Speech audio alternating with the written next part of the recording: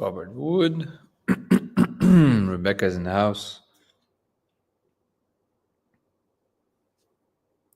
Apologize for my busted lip. Got cold here, and they mistakenly pulled. Oh, something's going on. Valley, how are you? Tapped in. Prophet, Scott, Ian. You got to be more specific, Ian. I have coming in on a daily basis, even in times of no trending. I still have dozens of emails a day, so you have to be a little bit more specific.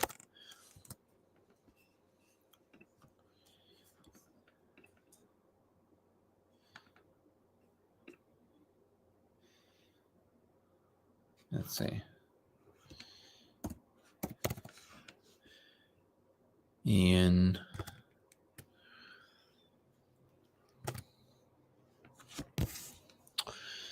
I don't see anything that matches your name.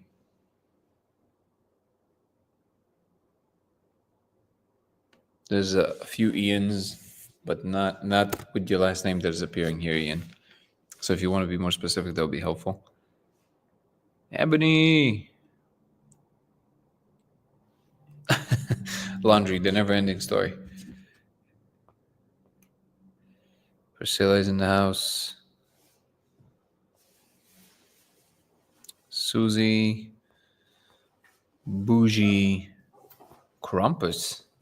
Hello, Crumpus. Cali Queens. Great handles today.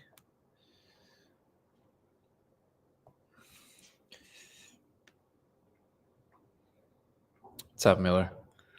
Title is Connecting Two People or More into the Molecule Realm. Oh, I think I've seen this. Hold on. Too loud? Oh, you can swap mine if you want. Let's see.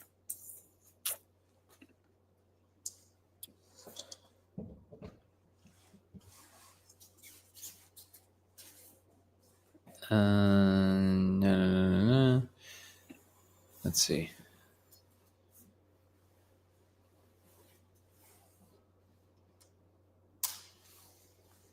Oh, yeah, super interesting. I've heard about this before.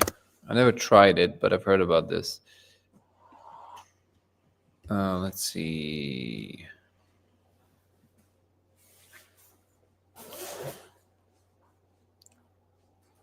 Yeah, Persinger was. I'm actually the magnets idea originally came from an experiment that Persinger did in the 70s with the two rotating magnets and with the L. I can't really state what it is, but you guys know what it is.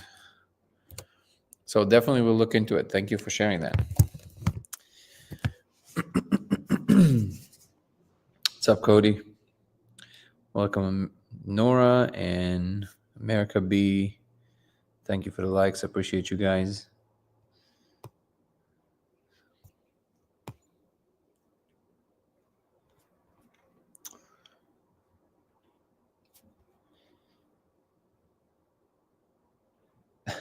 Thank you.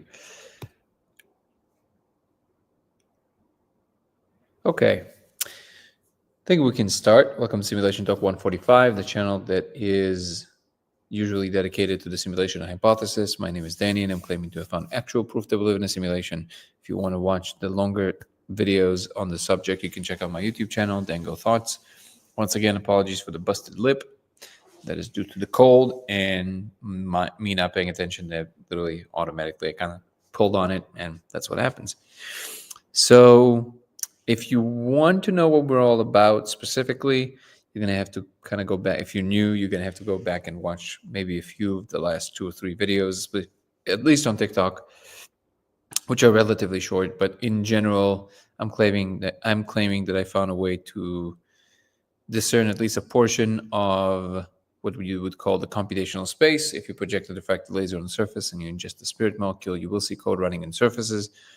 Sounds super simplistic. However, it's the details around it and how I came to it that is of now some interest to quite a few researchers all over the world. It does not mean that everybody agree with me. By far not the case.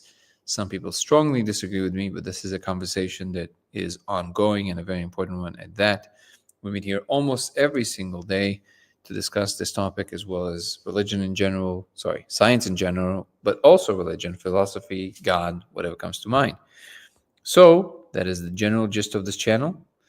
And here we are. If you need more details, again, you can check out my YouTube channel, Dango Thoughts.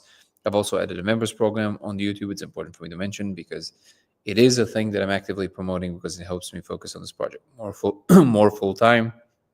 And I appreciate all the members that are already existing, as well as all the people that are contributing tremendously to the project, both in terms of their time and hard-won money by actually donating some memberships to grow the community faster. So I appreciate you, Ebony. Appreciate you, Ben.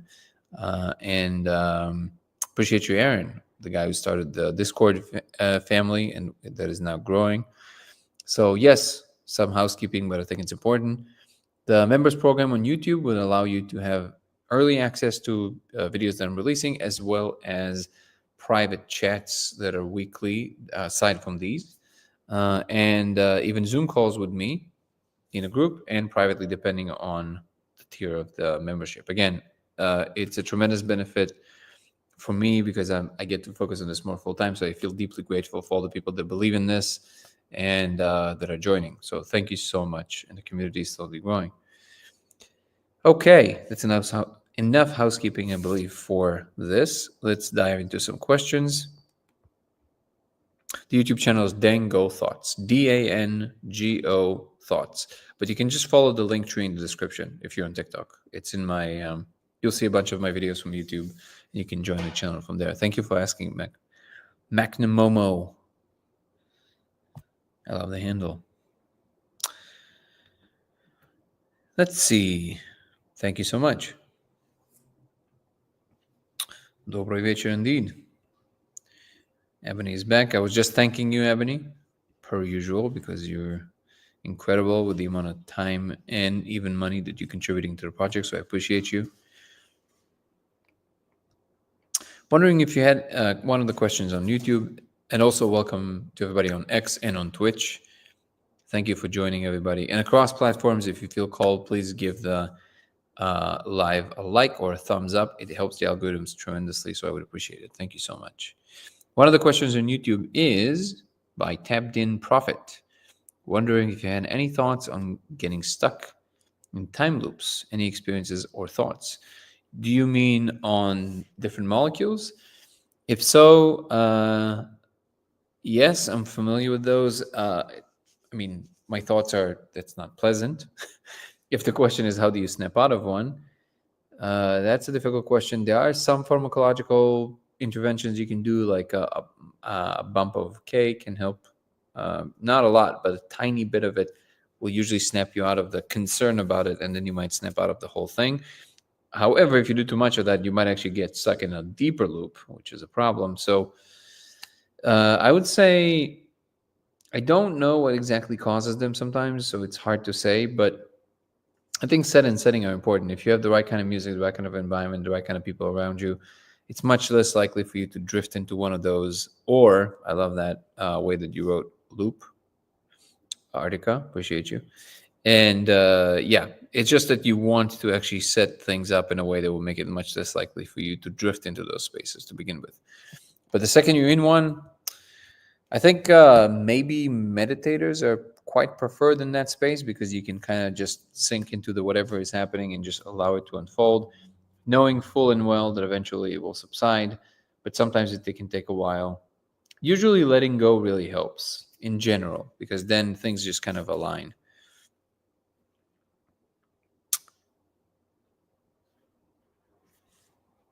All right.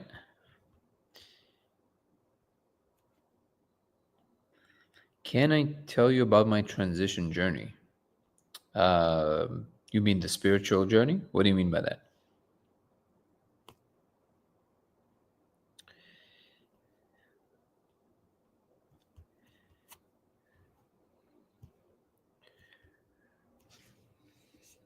What's up, Miller?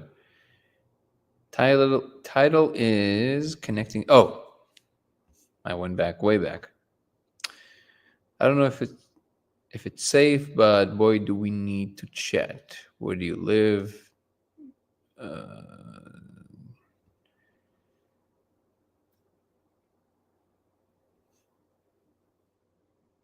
Wait, Trent is saying, okay, let me make sense of this. You're saying these scientists need to listen. I've done it 3 times, 4 times, and I don't know, I'm traumatized. Okay, so first of all, let's talk about that.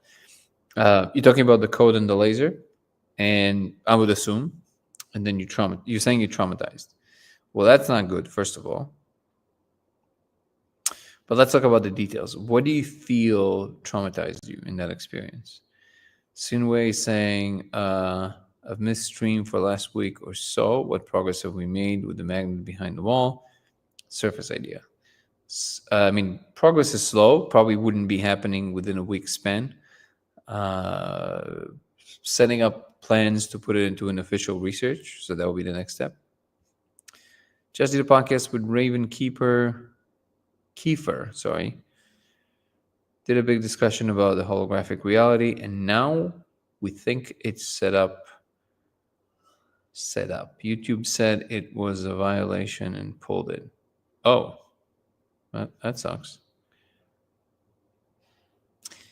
Sensei. So if you're talking about a teacher, that's very important to find a teacher. By the way, the website Code of Reality is right here. So if you guys are interested in the details are also in codeofreality.com. I forgot to mention that, codeofreality.com, for all the details that have to do with the project. Now let's go back to Trent.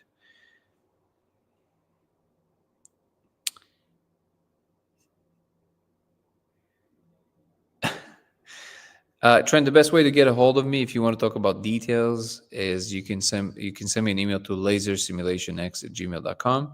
Again, it's lasersimulationx@gmail.com. And I would love to know the details of your story, because there's a lot, back and forth that is happening. And yeah, I definitely don't want people to have an adverse experience. So to the extent that you're reporting that, all right. You just email me. We'll talk about the details, because it's a little bit hazy. Like, I'm not really clear to what you're saying.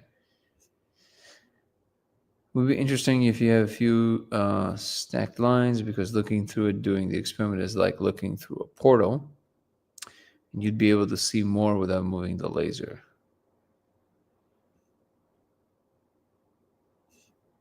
Wait, where's Cody? Was Cody saying something else?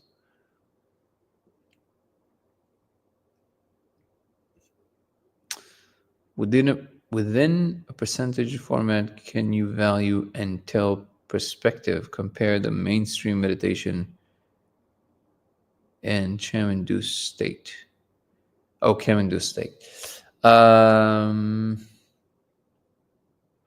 Yeah, I personally, my jury's kind of still out, or on whether or not it's the same channels. I mean, ultimately, they have to be along the same lines, but I'm not sure that they're exactly the same. I don't really visit the kind of places that I visit on meditation that I'm visiting on the molecule. I'm not sure about what people report. Something tells me that it's not quite accurate, but that's just me. It seems like they're of a different flavor. So that would be my take on it. I feel like meditation is a much more kind of human-friendly channel that just kind of you advance according to your own ability to perceive and advance. With the molecules, it's a little bit more haphazard. They can go to different places. Could you try interacting? Wait, electret. It's like a magnet. It's a permanently static charged substance that attracts water and dust and stuff, and testing different reactions with magnets and metal. There's a million different tests, guys. I know there's a lot of really good ideas, but I'm going to have to go about them one by one. And it's not going to, I mean, yes. If you want to email me the idea, by all means, but these ideas are, there's enormous amounts of ideas. You got to test them one by one. How are you, brother? Hey, I'm doing well. How are you? I'm doing amazing. Sorry to interrupt. I wanted Why to you're not interrupting at all? wrap up the paper tonight. Sure. As opposed to tomorrow morning. I had a question for you. Yeah. I don't know what your last text message means. Oh, just the the previous paper. We had the image of the code that I made with the overlays. I prefer we use that one just because it's a little bit more. It has a little bit more of these buckyball elements, and I know it's a little bit. Yeah, it's a little bit more vague, but I feel like that's a more accurate representation. So just everything is the same, just with that image, basically. Gotcha. Okay. And that was the last. I see. I think I know which one you're talking about. Okay. The one that is in the previous paper, like the one with the buckyball, like the one that is. I can send it to you if you want. Yeah, if you can, that just to be clear. Yeah, that'd be great. Yeah, of course. No, I thought it was clear. Let me see. I've been generating so many versions of this lately that I lost track. Let me do this now in real time. Boom, boom. All right, and it was, I believe, and images. There it is. From Photoshop. Yeah, I think it's pretty sure. No. Yeah, I think. Oh man, I don't know now, but I think it might be this. Yeah, I feel like it's. Let me check. Hold on. I wish I would mark it, but I didn't. Hold on. So I'll do this in real time right now. Open this. Open this. Thank you, by the way. It's deeply appreciated. Of course. I appreciate Kelsey's edits, and I was actually wondering, do you want to include her in the acknowledgments, or is she trying to stay? That. I mean, otherwise I would absolutely do that. Okay. For now, she has to stay, behind the scenes. It's how it always is. Men always take the credit for the incredible work of a woman. Well, to be honest, I was a little bit worried about the legality of things, but that legal disclaimer that she wrote is kind of nice because so I kind of feel a little bit more comfortable. But still, yeah, it is a little bit, I mean, you're not saying anything. You're just saying, here's what's possible. So, it's not, hold on, let me see. It's like when I was a kid, cannabis was illegal, right? And medical exemptions were just coming out. But everyone kept saying, oh, you're going to be on the government watch list if you get a medical exemption, right? And I feel like psychedelics are going through a very similar pathway with these medical use exemptions, but I think there still is paranoia about being watched or something. I mean, that's just good old regular paranoia. Yeah. I think it's that one, yeah. Unless it's this one. Let me see. Yeah, I feel like it's this one. Yes. Okay. So I'm emailing you right now the right image. Boom. Awesome. Done. Thank you. Yeah, that's the only thing. Everything else looks pretty good. And then I'll just and then if Melvin has more things to say, then obviously I'll already correct it. But yeah, this is already super helpful. Awesome. Well, I'll get to it, and talk to you tomorrow. I appreciate you, brother. Thank you so much. All right. Yep. Bye. Yeah, Nico is helping with we're gonna publish one of the papers at least in the IPI, which is the one. It's a physics journal from England. And we'll be able to. Hey, Casey, how are you, brother? Good. I think Stanford Research Institute might be another good one you could go for posting a white paper. They might be a little bit too mainstream. We'll see. The IPI is pretty forgiving, but we'll see. There's Stanford University, but then there's Stanford Research Institute, and they usually handle more stuff like these kind of things. Yeah. You can say French. It's all good. I was going to say human potential. Human potential, yeah. I'm going to mute it here and just start up a new test with some white. Casey is doing our tests. Here we go. Awesome.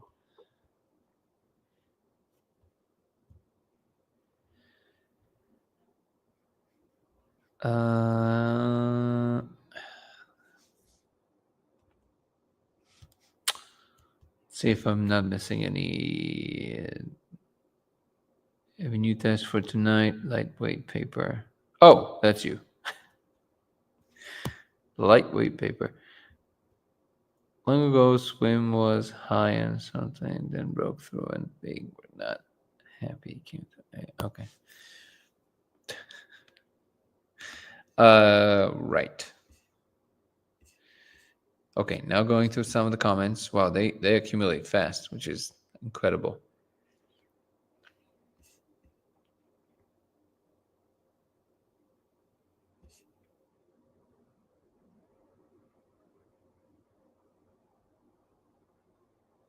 Wait, Tabdin Prophet, you did not hear me talk about the time loops before? Because I was commenting on them.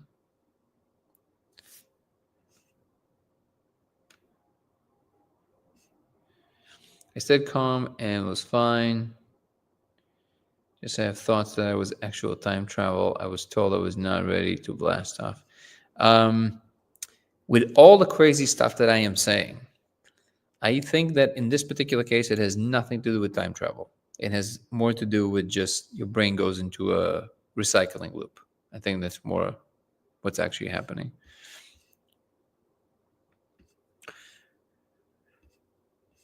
I know what you're talking about. I've had the time loop experience, but yeah, that feels more like it's just the brain going through a mishap. But yeah, it's about making sure that you actually don't arrive there in the first place. Exactly. Well, that's not to throw time travel out the baby with bathwater here. Time travel is a pretty good thing, right? Yeah, I just don't think it's that straightforward. But again, it's kind of funny because I'm like with all of that, I'm like a huge skeptic. Like not everything is everything, so you gotta have to like find ways to discern between these things. I'm very slow to adopt like any kind of outlandish claims, which is also why it's always hilarious to me when people think I just kind of ran with an idea that I had. I literally tested it for like 6 years before before I came out and spoke about it. Trying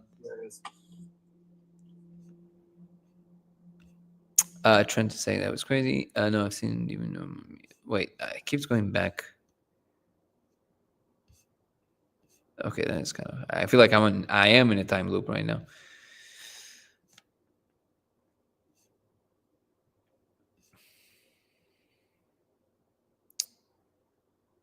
Am I in your country? Yes, I'm in the USA.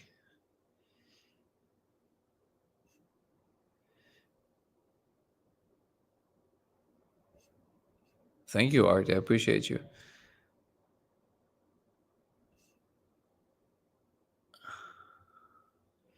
Have anyone ever tried looking at the laser doing the split experiment with the molecule? You're talking about the double slit experiment? I don't know. Maybe people have. It's an obvious one to go to. I think it would just produce the same result, to be honest. Because the diffraction is basically just the double slit, just many slits. So I have no reason to think that it's going to be anything different, but I haven't ran it officially, so I can't say with 100% accuracy.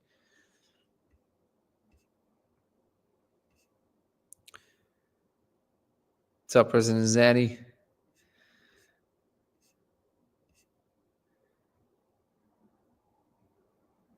Peachy is a great word. Ebony's bringing him back, and I appreciate you. Got some MHRB and ready to start extraction. Oh, all right. Laser, yeah, it's not going to require a lot. You can just check out the list on codeofreality.com and you can buy it in a lot of places. Just make sure that it's the same specs. Amazon, wow, by brain. Alibaba, there's quite a few places.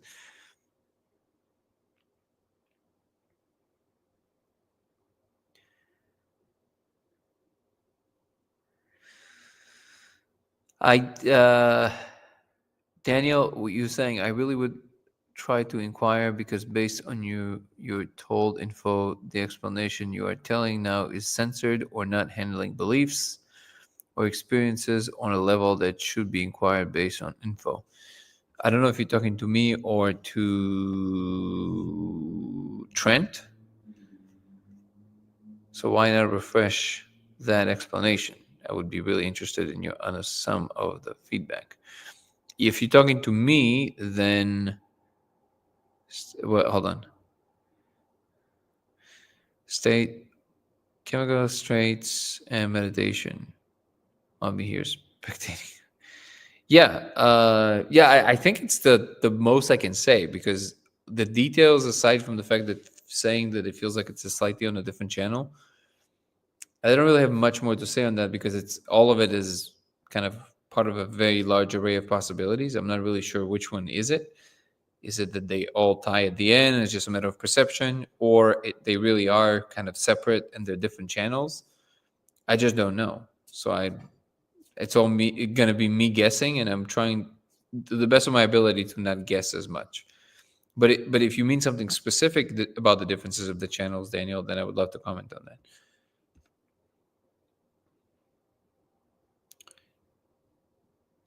So Scott is saying something interesting. He's saying the observer, the opposite is true also. If nobody there to observe, then it doesn't exist. I'm not really sure that it's that straightforward. I know this meme is very common, which is the observer is the only thing that makes things happen.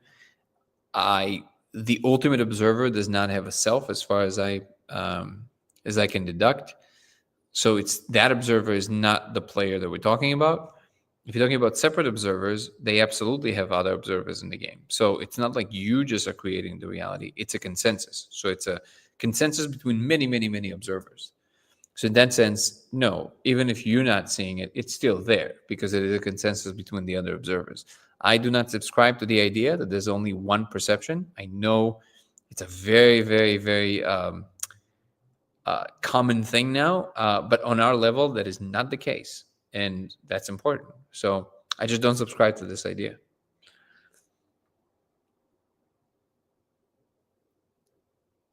Yeah, that's definitely not herpes. This is just literally me biting my lip because of the cold. See?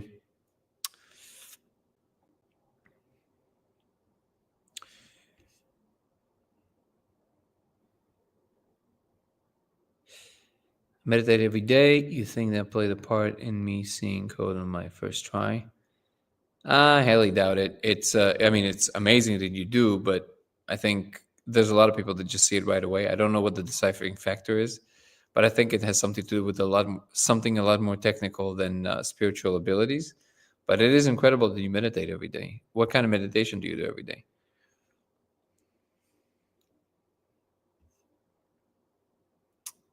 Welcome, Eliane. How you doing, Owl?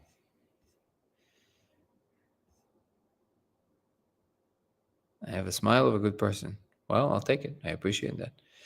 Possibly projected onto a grease board so that the code can be traced as it is seen. May require injection. No, it's not gonna work. I know it's.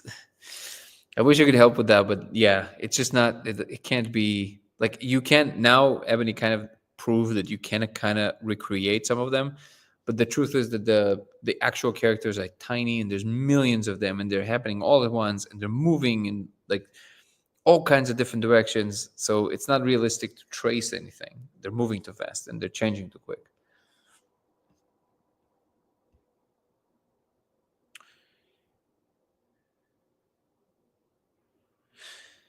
Carson is saying, regardless of existing in base reality compared to a simulated reality, would magnets have a similar effect? So this is just the first part. The claim isn't, there is no such thing, according to my claim, there is no such thing as base reality. It doesn't exist. The whole thing is computational. What we call regular reality, the physical reality, is just a subset, one slice of the much larger computational reality. So in that sense, it's the opposite of the movie. In the Matrix, where we're stuck in a computer software, in reality, we are part of a much larger real computational system. So the real is the computational and not the other way around. In that sense, there is no base reality. The whole thing is computational. There's nowhere to get out to. There's no escaping the Matrix, because it's equivalent of saying escaping the universe. There's no escaping anywhere. It's just what it is. And in that sense, within every space, there are the parameters, the rules, the laws by which it's operating. And a magnet is simply a thing that exerts a function within our world by the rules that this world is abiding. So I understand what you're asking, but there would be universal threads that go across all spaces, which would be computation, actually. But outside of that, thank you, Dory, appreciate you. You would have local regularities, local laws of physics that don't necessarily run into the external parts of whatever slice of simulation that you find yourself in. So you would have universal ones and you would have not universal ones. Computation is universal one. Magnetism, I don't know. Maybe. I think electromagnetism, light, is universal, but I'm not sure.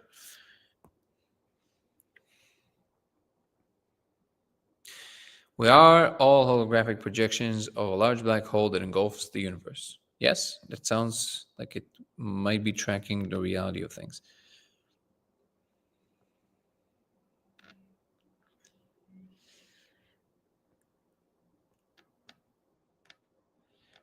Oh, I see Primordial Pooch has a lot of texts. I got to kind of go back to see where it started.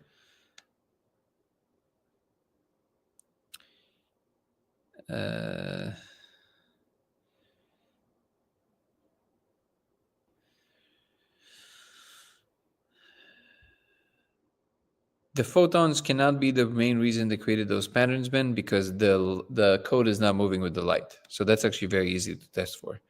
When you move the light, what you see is not moving with the light. So that cannot be the case.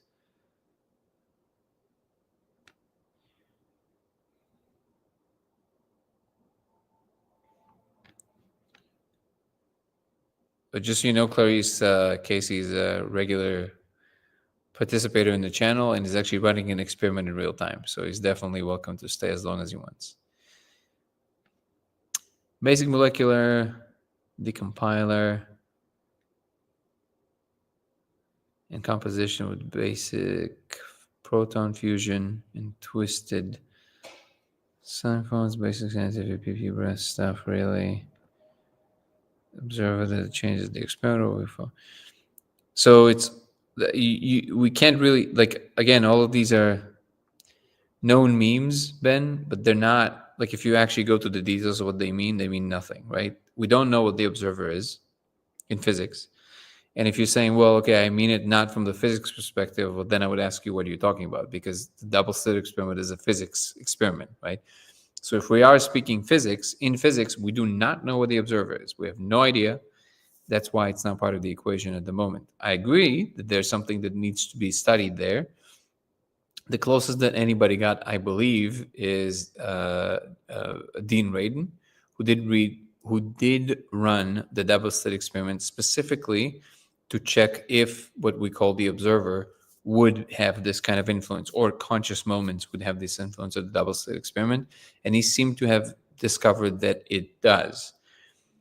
To be fair, the original double slit experiment has nothing to do, I emphasize, nothing to do with a conscious observing moment. Nothing. And that is a meme that was running for a while and is simply not correct. Just think of it from the most basic logical perspective.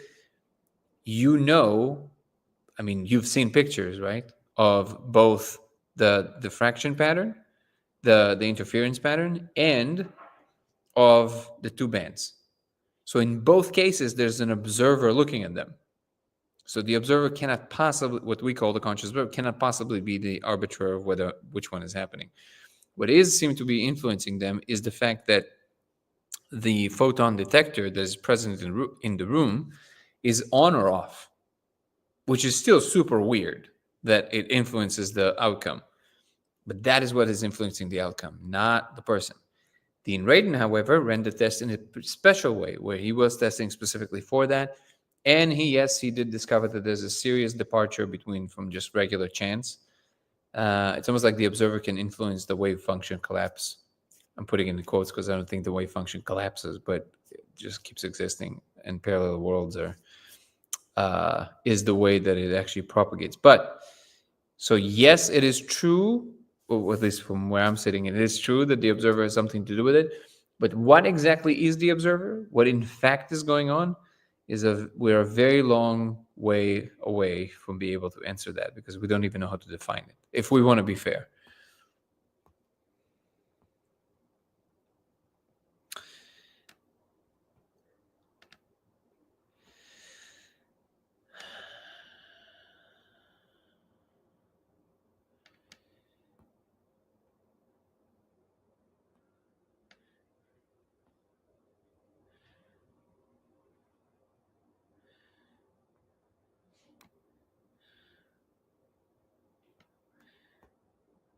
They believe of an underlying structure which all things are formed. Well, I don't think it's a belief thing. I mean, obviously, no matter what your frame of perception is, you have to have some underlying structure from which everything is formed. You don't have any other, like, there's no other possibilities, right?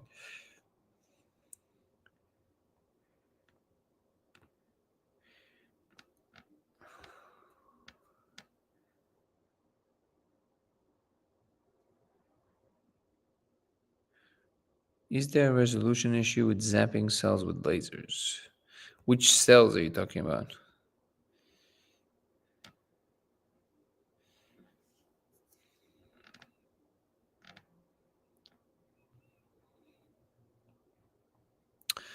Active measurement, yes. What is that? What does that mean?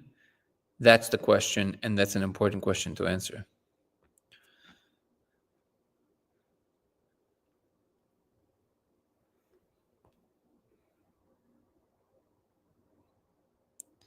Definitely. So Robinson is saying, okay, that's fair, but we are definitely programming. You mean programmed, or you meant to say programming? Let's see if I can read all this in Russian.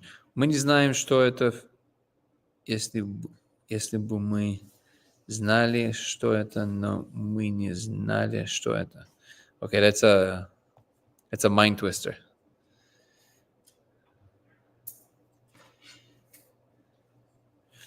That's what influences the outcome. The measurement itself creates certainty, creates an instance of occurrence. That's the closest way to say it. But all the other instances of occurrence also happen at the same time in parallel worlds. Again, that's the model that I subscribe to. So yes, the more Everettian interpretation, many worlds interpretation. Хорошо, брат. Okay, let's go back to YouTube real quick.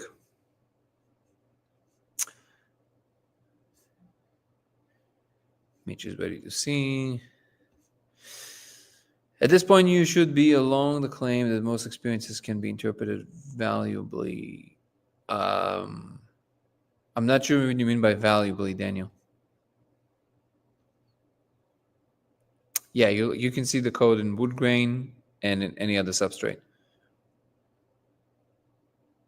Yeah, you can see that, Amanda, you can see the code anywhere. Human skin, plants, leaves, everything.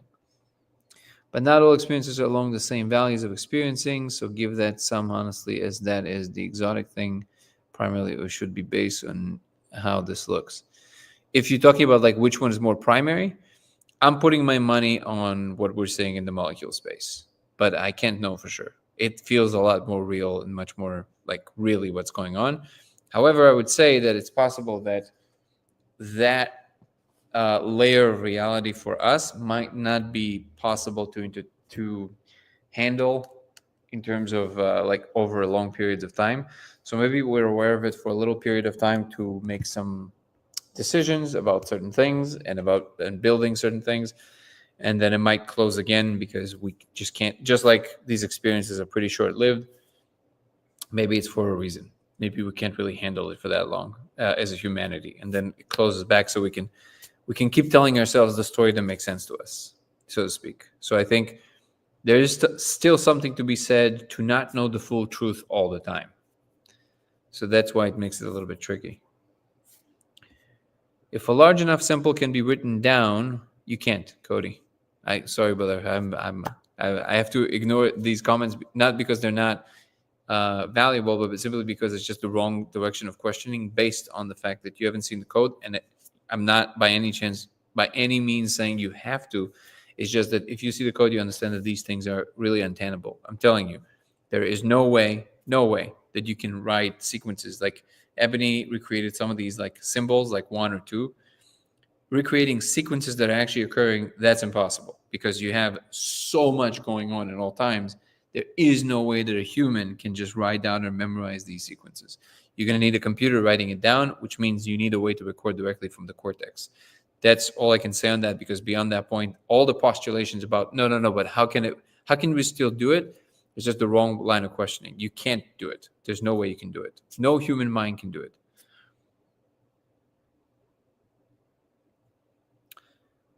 How many G mushrooms have you taken to tray?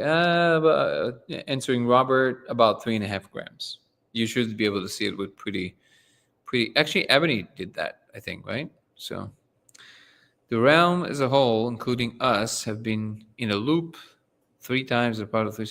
Why would it be 3 times? It's so arbitrary, Scott. I mean, Amaze balls. What's up? Okay, I have a circular magnet. I'll send you a picture. Please. This time I'm using tracing paper, right? Interesting. So it's like thinner, right? Whoa. Yeah. Literally, you can see through it. So lightweight. So I put, I got my setup, whatever.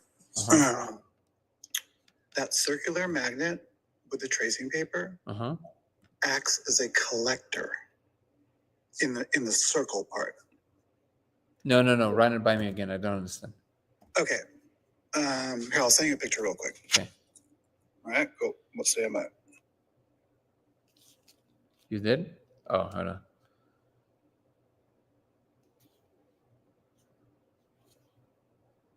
Oh, okay. Yeah, I can open it on my laptop, I think. So let's see.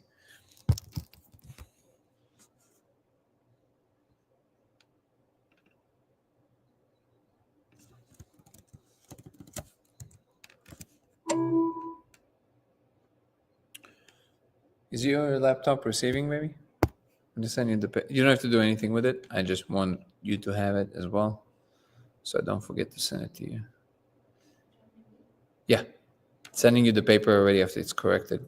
Like with all the, just so you have it already. Did you accept it? Oh, it says waiting. Maybe you're on Do Not Disturb, possible? Yeah, it stops. Okay. Okay, Did you have now your I'm phone? looking at it. Yeah, go ahead. Yeah, can you see your phone? I'm looking at it on the screen of the computer. Okay, cool. So in that circle, the negative space or whatever, there's a ring. Yeah. In the middle part, it acts as a collector where all the code swarms to that spot. In the middle? Yes. So somebody told me this, that like in the back, oh, maybe it was you, that in the back part of the magnet, it kind of like, interesting. Huh. Yeah, they swarm for it. Wait a second, but isn't the tracing paper behind the magnet? No, it's in front of it. Oh, so how can I see the magnet like this? Because it's tracing paper. Oh, so it's almost transparent? Okay. So what is the difference? Oh, because you have a medium to collect it on. So you don't have that is so interesting. No, all I have is the mag. So what you're looking at, it looks like there's no paper, but it is paper. I'll send you a picture of the stuff. No, I'm saying, but the paper is like there's a light paper magnet all the way in the back, not magnet paper. Okay, stand by. Let me. We're both dyslexic. I love this. Okay, so we have laser. Yeah. Laser hits the tracing paper. Behind that tracing paper is our ring magnet. Yeah, and it looks like the magnet is in the front. Here, unfortunately, the YouTube people, I'm gonna have to put it. I can make a post, I guess, or if you email me with a request to see this image, I can show you. But TikTok people, I can show you because it's right on the screen. So I don't know if you can see. That's what it looks like. Yeah, I can see it. Yep. Yep. So in that in the middle of the donut is where the code swarms to. Oh wait, I think actually YouTube people can see it in the phone, right? Because you can, if you see the phone, there you go. It'll be over. Yeah. Infinite loop. There you go. See, sometimes infinite loops are helpful. Yeah, time loop. No.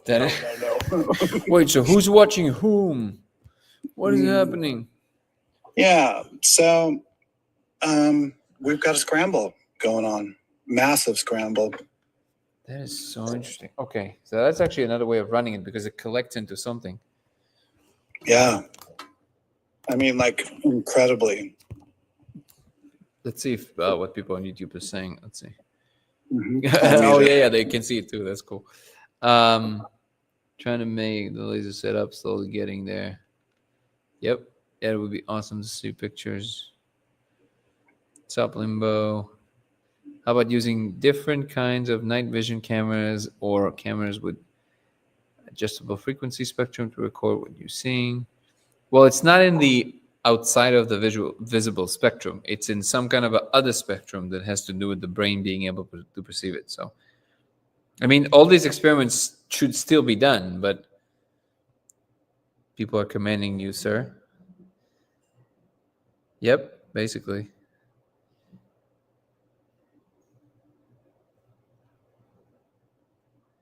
That's true. It's who's watching who, not who's watching whom.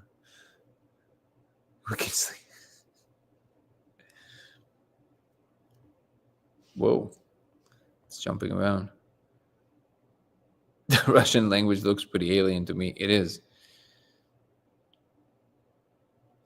Programming hot dogs within a vast system of molecular brain cells combined with basic water lines. Good.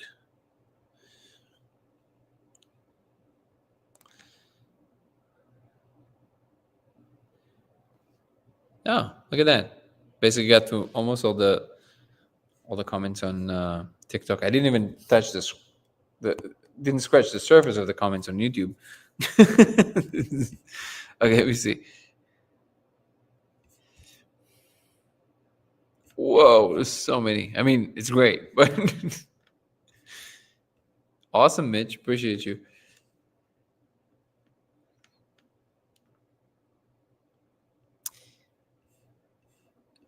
Doing my best, guys. Let me see. Ebony is saying, I was asking her what kind of meditation she does on a daily. She says, alternate types of meditation. Sometimes I try other consciousness experiments when I meditate, but breath work, binaural beats, vipassana, body scan, relaxation. Amazing. Wow, incredible.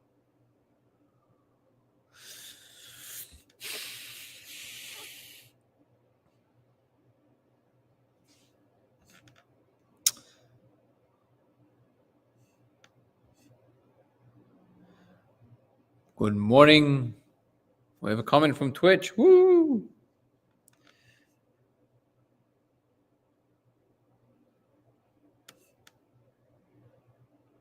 What's up, Mikhail? Good to see you. In the new Squid Games on Netflix, everyone is numbered. One woman is in the show. Episode 2 says, your life is all predestined. You cannot escape. I just found that interesting. Yeah, I don't. Because if you think about it, it has everything to do with your perception of the situation and nothing to do with the reality of whatever it is. And this is why in Buddhism, the emphasis is always on your state and not on the external circumstances. It doesn't matter how it arises. It doesn't matter what happens. Predestined, not predestined, makes zero difference to how you feel if you choose to experience the moment in a different way. And that is not metaphorical. It's something you can actually hone in. You can actually practice. You can actually try and change.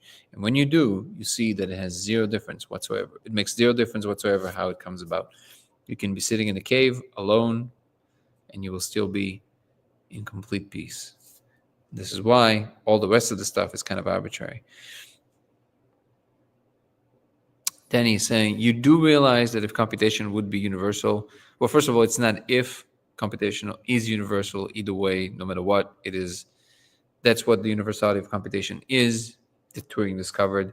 And this is not a hypothetical. That is essentially something that we can even prove. And so, first of all, on that point, so it's not if computational is universal. Let's continue. Will be no perspective which there is, because you see it. It is a seeable facet of emergence. Perspective is. Sorry, I'm kind of losing you at the second part. It's not that clear to me what you mean to say by that. Is it my understanding we're all nerds here and have not done the molecule?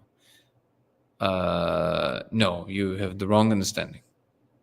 Trent. Also, what's up with the weird attitude?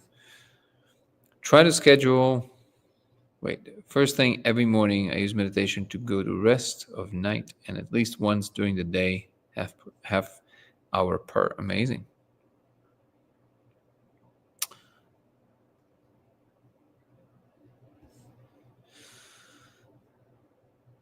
A lot of us have done it. Yeah. Does anyone know much about coding and graphics processing units and stuff like that would cause alterations in code, like extreme temperature change, electromagnetism, high entropy, turbulence? Things that are closer to fundamental things of space-time, I would say yes, Carson. But things that are more kind of like arising properties within space-time, I wouldn't necessarily expect the code to change anything. I think the code actually codes something very fundamental, space-time or some basic emergent properties.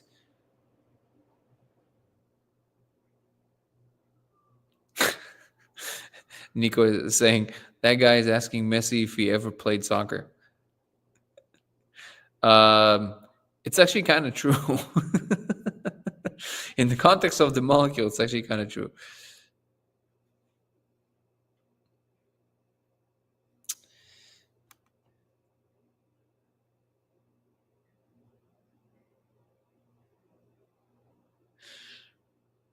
Interested in the blue chemical, can't write it, restriction. Yeah, exactly. Yeah, you should just look it up.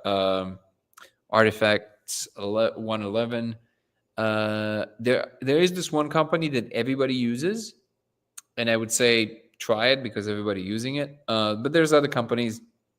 I found this other company. Well, I didn't find the first person who recommended this to me. He sent me that company, and it's much more economical. Just put that way. Like you get a lot more. It's a bigger bang for your buck for sure. I haven't tried extensively the other one, so I can't say like the one that everybody are using. I got it, but I haven't used it yet. If you want the specifics of both of those, again, this is not a paid advertisement. I'm not associated with any of these companies, but it just kind of worked for me. So you can email me and I'll send you the names of both of them with the differences. lasersimulationx@gmail.com. Since we live in Matrix, how do we alter the code? I don't know yet. Working on that, if we can at all.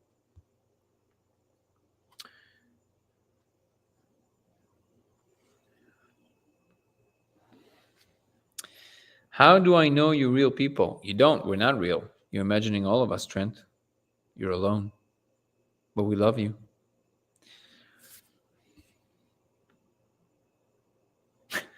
Ebony said, Trent, so I'm in the middle of doing laundry. Feels pretty real to me.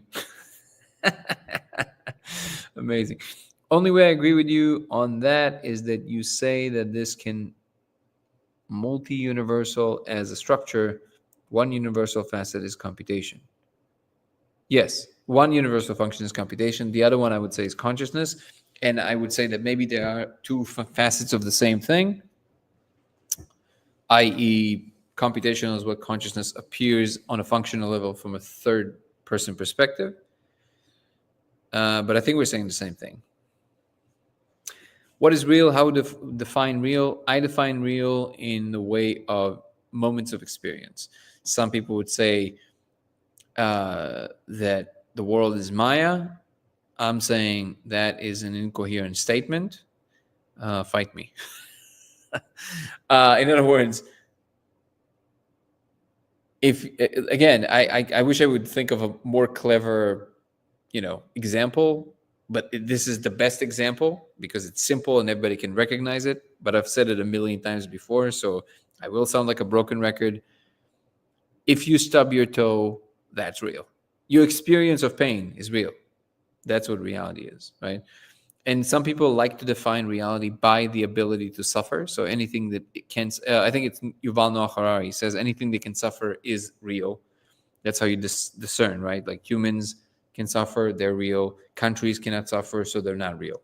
I think it's not a good distinction. I think reality is just moments of experience. I mean, it is a good, but I think experience is real. So like even if it doesn't have to be pain or suffering, it can be love, it can be whatever it is. Any moment of experience is real. That's how I define reality. Now, you can say, hey, reality might be this thing that just exists without consciousness at all. It's just some kind of a structure, just like in the old physicalist perspective. And then consciousness somehow arises in it, and that is reality. That's also a coherent thought. But it will never, ever, by definition of what things are, it will never be relevant to a conscious being to talk about something that predates. Well, that's not true, because if it says something about the current state of affairs or what's possible in the future, then it becomes relevant. But again, it's always relevant only in terms of what it feels like for a conscious being to be in that reality. And because there is no way of describing, again, it's by definition, right? Because the definition of consciousness, the definition of a consciousness is something that it's like for something to be in some state. If you don't have that thing which experiences something, then even if there is this inert world that is just doing a thing, it is just a philosophical thought, but that philosophical thought only occurs to a conscious being by definition.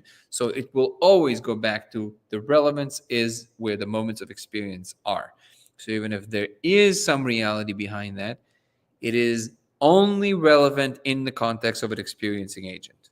Always. So you kind of, it's an inescapable problem.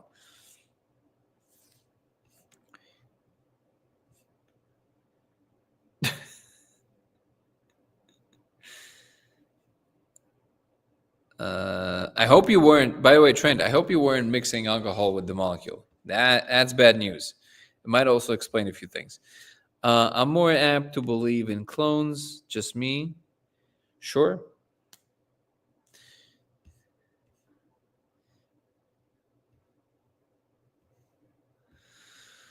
Could the molecules act like keys in nature that act like resonance or unlocking higher graphics processing unit of fungal colonies or tree networks or something? Yes, absolutely can be the case, Carson. Good analysis, actually. I grabbed that electronic vape like it was 1976. Who's X4DZ? Is that somebody here on the chat?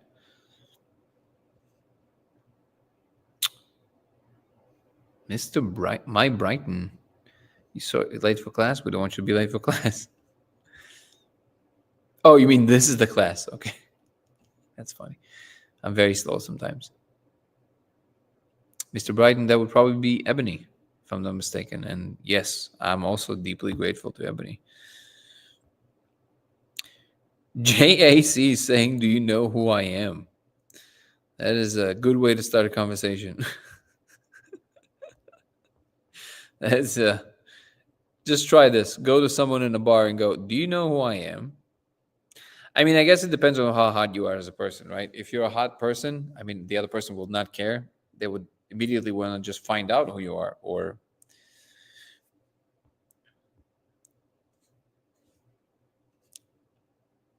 like Russia, exactly.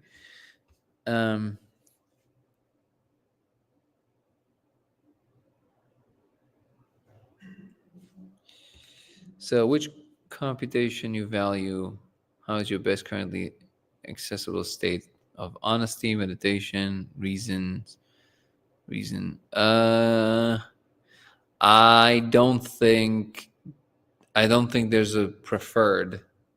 All modalities are required for different things, Daniel, in to my mind. And then you have to occupy the one that is relevant and most appropriate for that moment. How are you, Jacqueline? Good evening, Carrie. Good to see you.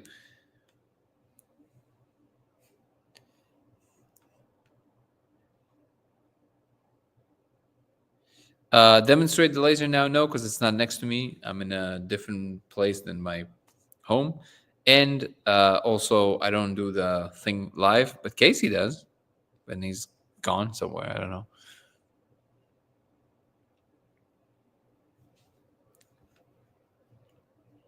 Mitch, no, already. My friend was currently mad at me in life for bunning. What is bunning?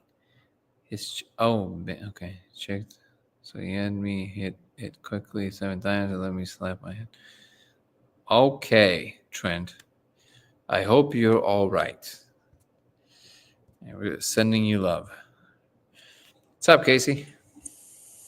Oh, it just disconnected me because I was looking at my camera editing, kind of comparing to see if I can see any. Maybe you get so close to the truth that the molecule just went. Well, yeah, it happens all the time. Yeah, I was just wondering if I could see any patterns of the scattering captured on, editing the photos to see if it could help distinguish whatever, something like that. It's cool. Can I call in? Jay? I'm so stoked on the collecting thing. It's so dude. it's so, That is wild. No, it is wild. I can't wait to try it. I can't wait to try with the new experimentation. So JAC, right? Drop a subject. Tell us exactly what you want to talk about. And also, we have a new rule. We're basically limiting these conversations to about 5 minutes because otherwise it just takes over the chat. But drop in a subject. If we feel like it fits, we'll just bring you on. Casey visits so often he bypasses the waiting room. It says. I am a time traveler. So. Oh, that's for sure. No, I've experienced this before. Also, Trent, if you don't mind not typing that word, that would be super helpful. Thank you.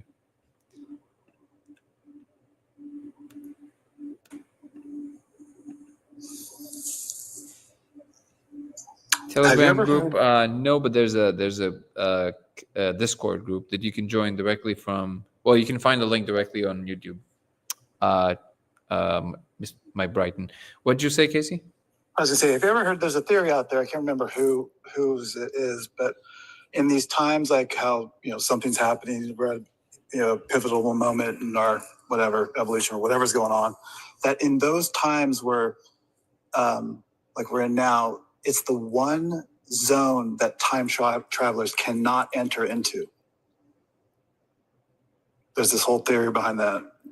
So you're talking about like a physical theory? Because according to Einstein, you could never travel back beyond the point where the time machine was created. But you're talking about something else, it sounds like. Well, I did send you the link to an article where they. Oh yeah, I haven't read it yet. This weekend was just insane. They're doing it in the lab now. They're going backwards in time. Yeah, they're not going backwards in time. You mean they're sending particles back in time? Yeah, exactly. Yeah, well, it's not quite that straightforward. This is a lot of science, popularizing science. But it's you're not talking about time crystals, right? You're talking about actual time travel particles. They're using lasers and right. So we know that particles are time symmetric. That's not news. But maybe you're talking about something specific that they did that I'm not aware of. I will read it and I'll tell you what it is. Yeah, that time goes backwards. But we knew this forever. Like this is not new. Yeah. This particles are time symmetric. The whole mystery with if you ever heard this, like the whole mystery with the arrow of time and with the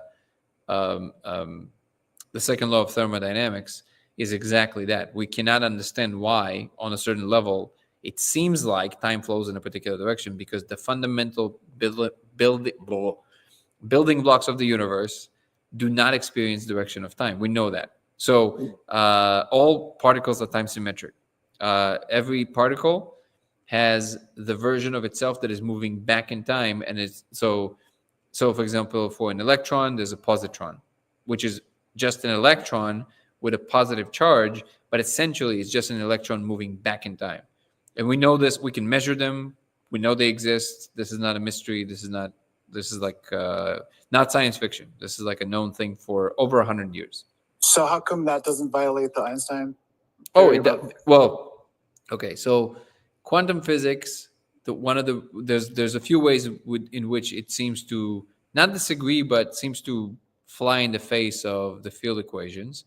But one of the biggest differences is that they look at the world. I don't know what's happening with my tongue today. With the world fundamentally from a different perspective. Field equations, which is relativity, are seeing the world as continuous from a geometric perspective. It's one thing, and what we're measuring is the geometry of different of how space-time operates, how these fields interact with one another, and that's the equations. They're continuous. So you're talking about fields. So you're talking about you're talking about the field equations that are talking about continuous parameters. Yeah. So I just checked out what they're doing. Yeah. What they have done is You disappeared. they have they can prove that the electrons can spend negative time in a photon cloud.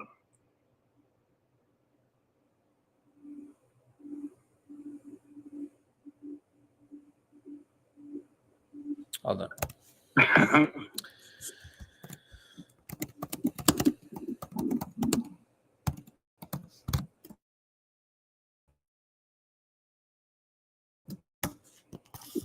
I decided to be super slow.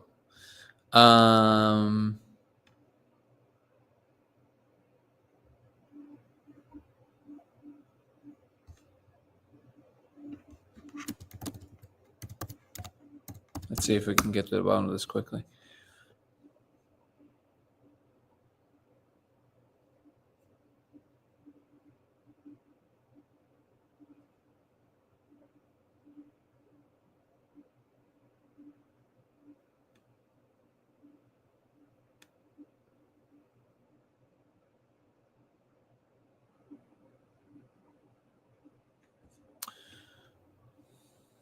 Hold on.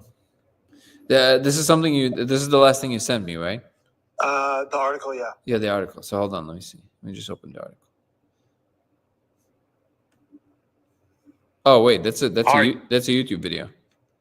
Yeah, it's a YouTube video talking about it. Oh, got it. In Okay. the first part of the YouTube video, you can pause it and look at the white Okay, paper. hold on. So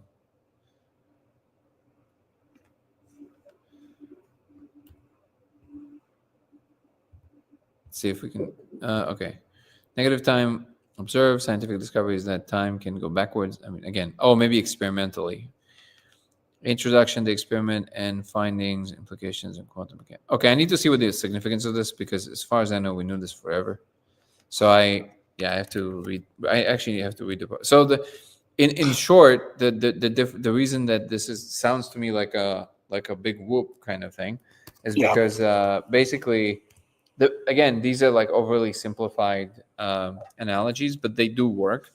So if you look at from a quantum physics perspective, where it's quantized and not continuous, so that's the whole point of quantum physics, right? Quantum mechanics, at least. In quantum field theory, this is the attempt to reconcile between the field equations and the quantum and the quantum world, because you're dealing with fields versus with quantized particles. But in quantum mechanics, you have the situation where you know that these quantum effects aggregate together to what seems to be classical physics, but on the fundamental level, there's really no difference in terms of how it's moving in time. Like the time dimension is also symmetrical. You can move back and forth in it. The particles can. So just kind of like billiard balls.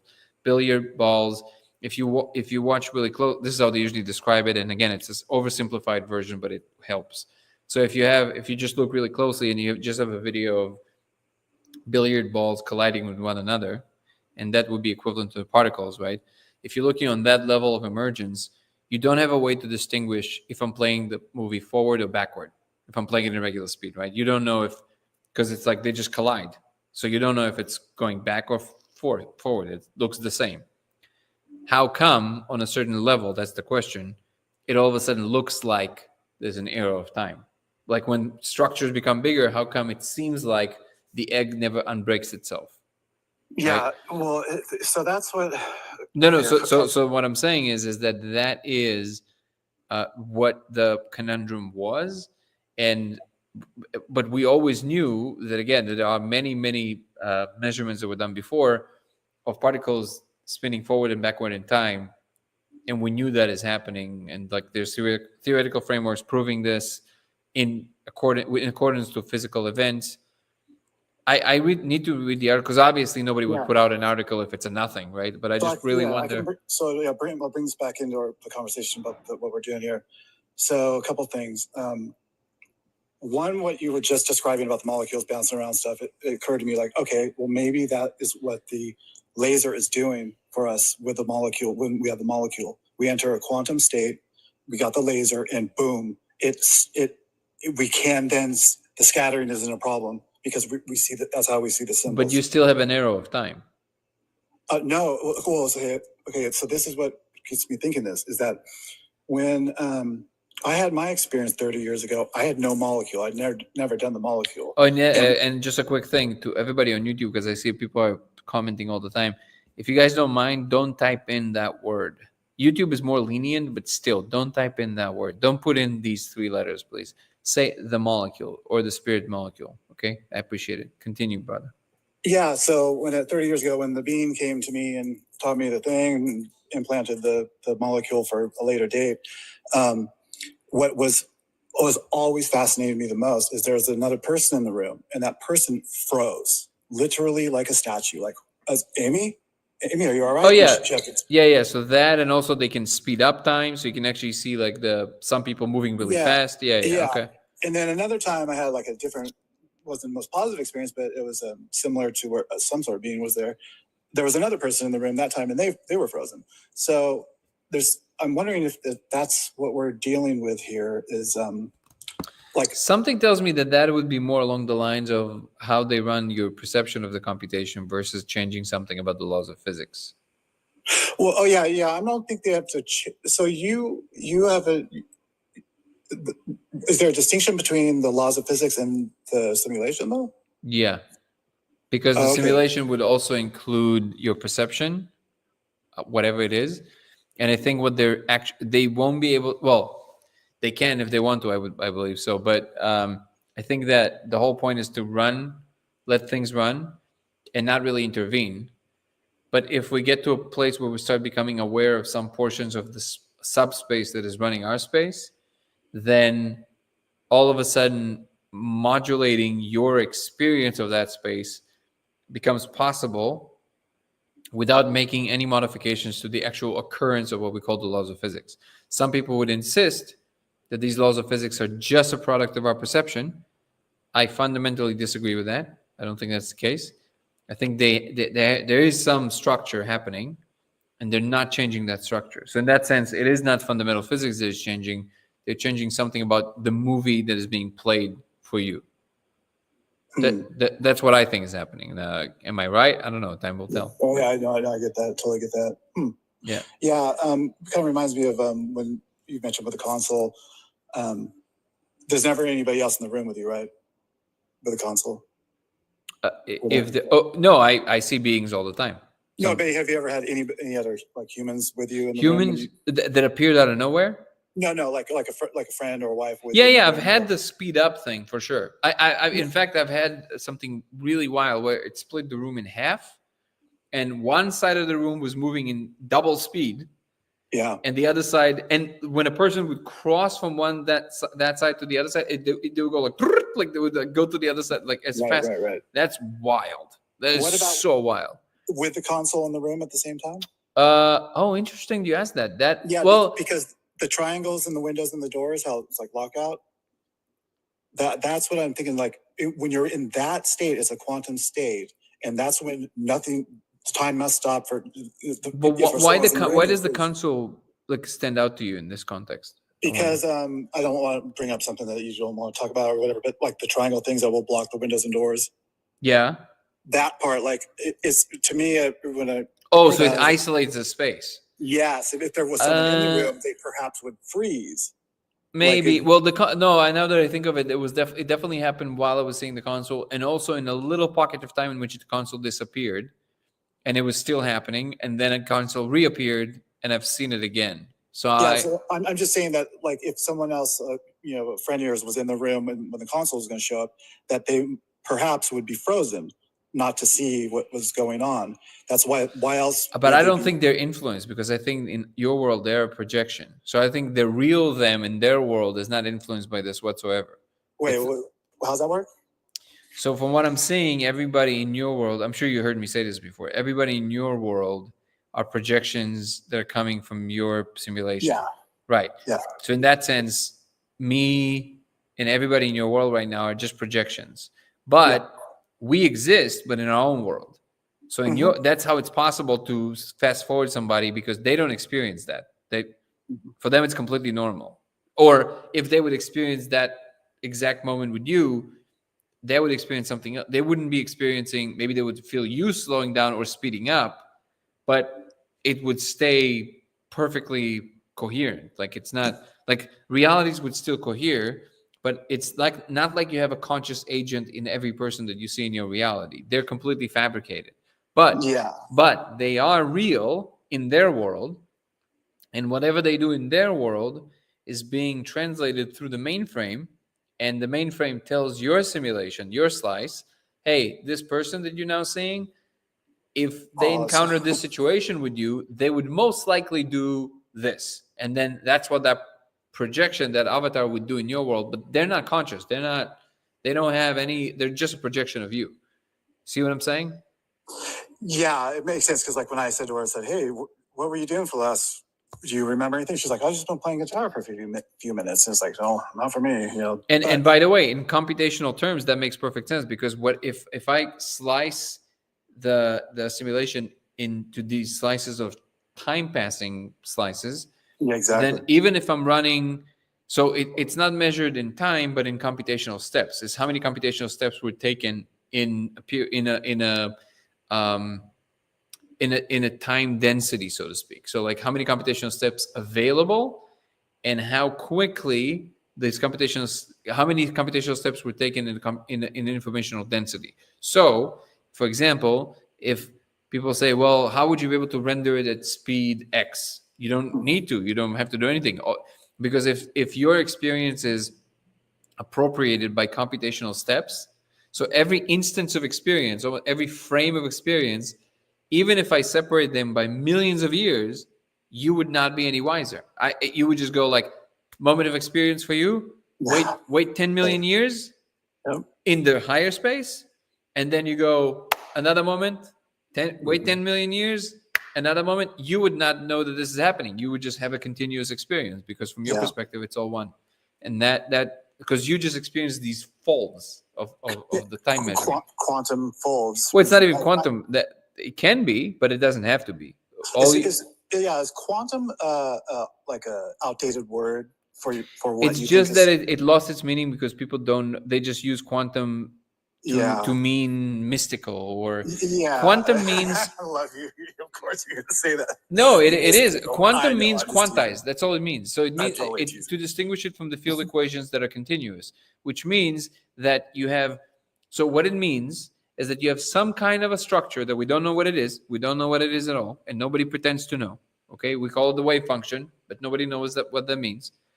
And then only when it passes a certain threshold of excitation, it becomes an excitation in our space. So a deeper space is postulated, under which there's all kinds of theoretical frameworks like virtual particles, all kinds of things, or the quantum fields as they're now referred to.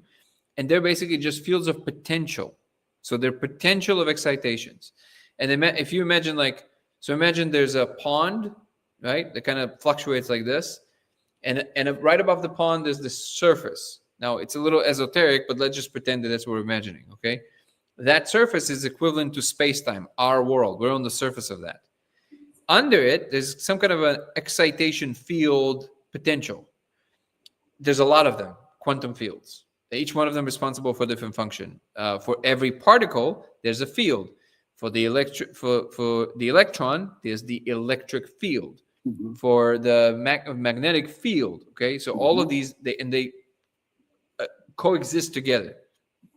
Every time an element of these excitation potential fields crosses one another, there's a potential that rises up and goes, and then only when it crosses a certain threshold, just like the action potential in the brain, the neurons, that they have like charge, only if it crosses over a certain level, it fires. But if it doesn't fire. That firing that goes like this, that's binary. It's either on or off. There is no there's no how on is it. There is no such thing. It's just on or off. That's it, binary, okay?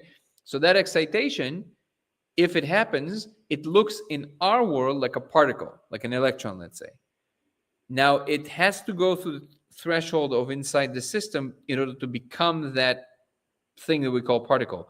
So it either is a particle or it isn't. There is no how much of a particle is it. Like that doesn't exist. That's why it's called quantum, because it's quantized. It's one unit of whatever it is.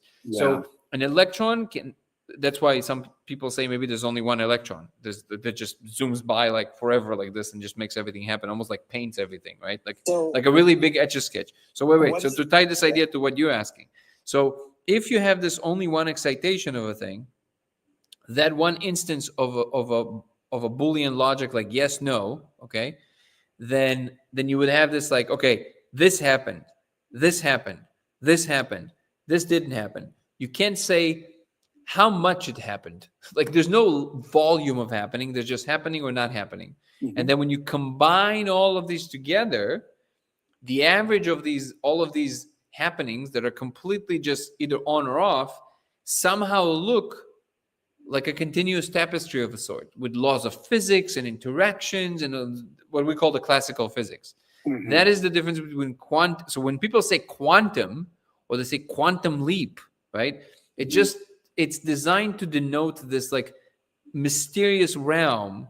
But truly, the reason that all of these like seemingly mystical thing happened, like quantum, like superpositions and quantum entanglement and all of these things, what it really is, it's the product of the fact that when you calm everything down, when you have no excitations, everything is just one soup. So when you measure it in that state, it seems to you, which by the way is still wild, right? But it seems to you like they're just like, how is it one thing? Well, it is one thing. That's what it is. It's that you then experience it as separate things because it excites. And when it excites, it has all these like different parts where it looks like it's jumping out of, but it is one body. So when you do something to this part of it in a higher dimension, you did the same thing to the whole thing. There is no difference. So quantum entanglement is the natural state of affairs. What we call quantum entanglement is the return to that state in that instance that we also measured from our space. But it is the natural state. It's actually not a special state. That's the natural state. Yeah. So two things. One thing is that maybe that's why it's so hard to focus on the weird characters when you're in the space or you're looking at the codes. Like, why can't we focus on it? Because it's that maybe our brains are having trouble with that. I don't know. But do you have a word that you use for that distinction of when it peaks that space? Since you're not going to use quantum. Well, I don't think it's quantum. That's the thing. So I know that's what I mean. But do you have a word that you come up with or to use to what? When you can distinguish them and when you cannot distinguish them? Yeah. Like being drunk and not being drunk. Okay, you know who I am, right? Yeah. No. So it's what it is that I think that the explanation there is much more straightforward. From the reason there cannot be quantum, again, to my mind, right? Of course, I can be wrong, but to my mind, the reason it cannot be quantum is because the second you have too many excitations together, it ceases to have the possibility of operating as a quantum unit, because the definition of classical physics is that it is complex and it is a lot of things happening together. Yeah. So if you have content that is very complex, like the code, it can't be quantum because it's complex. Quantum is very simple. On, off, on, off, on, off. There is no content, right? So because of that, so I think that, so the reason that you can't always like focus or like translate it has a lot more to do with the deep specifics of what it's like to be what we are. One of them is that whatever part of your brain, there's one postulation, whatever part of your brain responsible for the translation of through the levels of the visual cortex, memory, and then execution of rearranging whatever that is on a piece of paper, let's say, that connection becomes either severed or becomes lowered to such an extent that you can't even function. It's the same thing that happens when you're high on green, right? And then you have all these like wonderful ideas and you're like, you can't even say it. It's like, wait, but I see it in my mind's eye. Why can't I say it? Well, the part of your brain responsible for that translation is weakened, so you can't do it. I think that's much more what's operative there. It's like you can't grab it. You can see it. You know what face blindness is? Yeah. Okay, same thing. So like the person can see a face, the visual information is there, but there's something that happened to their brain and they just can't translate it to memory. So they have to. Recently, I've heard a really funny story with a husband that a couple that the husband has the face blindness, and in a get together, he always has to ask his wife to put a pink ribbon on her head so he can he can discern that's his wife. But it's but it's the same thing. It's like I think it's more the intricacies of the human mind that is playing the tricks. It has nothing to do with the quantum world. The quantum world would be outside of the ability to perceive, because you would be, if you would be in a quantum state, you would not have the complexity of your experience, I think. Yeah, I wonder if that. For some reason, what comes to my mind is like the brain's ability to transform. You can be see yourself in one way in an instant. You can see this world in a completely different way. Yeah. I think that is I think where we're going is that, and it's almost like you came from a place where that is the case, right? And then we emerge in this new level, which is almost like a sandbox. It's a training ground that has the grace of physical matter to give you a hiatus between the moment of conception to the moment of execution. So it's like it takes time to execute certain structures, which is exactly the kind of, because whatever your mind is doing, obviously it's doing it faster and faster with the help of tools, but also in the help of internal tools. So like we have much faster frames to interact with certain things that came about through the ability to interact with physical matter. Like Einstein said, my pencil and I are much smarter than just I. That's because, yes, you can do a lot of the crazy calculations in your head, right? And some people are naturally born this way. Like Wheeler, for example, he was notorious for knowing, like, he would do calculations in his head that would just like seem like superhuman, like crazy, right? So some people are like that, but most people are not like that. However, a lot of people, by using physical matter, by instantiating these symbols on an external environment, so like in the physical world, it's almost like the world is now remembering it for you for a second while you're putting it on the paper, right? The numbers. But notice what happens there. If you look at everything from a universal perspective, what actually happens there is that you can train your brain to do it faster by using the external world as a memory sheet for a second. But if you train properly, by doing that over time, you will be able to do the calculations in your head faster, because it remembers something by using the world that way. So it's almost like you use the world as a scaffolding to be able to inject a better function into your own brain. And I think that's how everything is. And computers are just the next iteration of that. And it's almost like that's the ultimate. The what? Design. Sorry. Same structure, different design. Only in this case, we now hit some kind of a universal goal where it's no longer just a piece of paper. It actually is a function that is the one that originally gave us the ability that we have. So now we're interacting with it externally from like almost like a full you, and now we're like, wait, what? That seems similar. So now we're looking. How do you connect it to also the experience? And I think that we're going to start connecting it to things like Neuralink and things like this, where we go, we see, okay, it's all the same thing. It's all operating constantly this way. From what I'm hearing you say, and correct me if I'm wrong, other people will say, or people have said, oh, you're born into this world and life is empty and meaningless, right? You've heard that say, I'm sure. Sure. What I hear you saying, though, is like, no, we're going into a place where we're operating from that place before we came here and found ourselves empty and meaningless and had to fill our lives with something. We're now directing it from one step behind that. Is that what you're saying? So it's a different facet. It's another implication of what I'm saying, which is so that's what you're talking about is the interaction with meaning. What I was talking about is the interaction with functions, but they're not separate. There is the function of meaning, right? Meaning is that thing. It's a contentious word because how do you define the meaning of meaning without using the word meaning? but it is that essential. The best way I can describe it is it's the essence of a thing.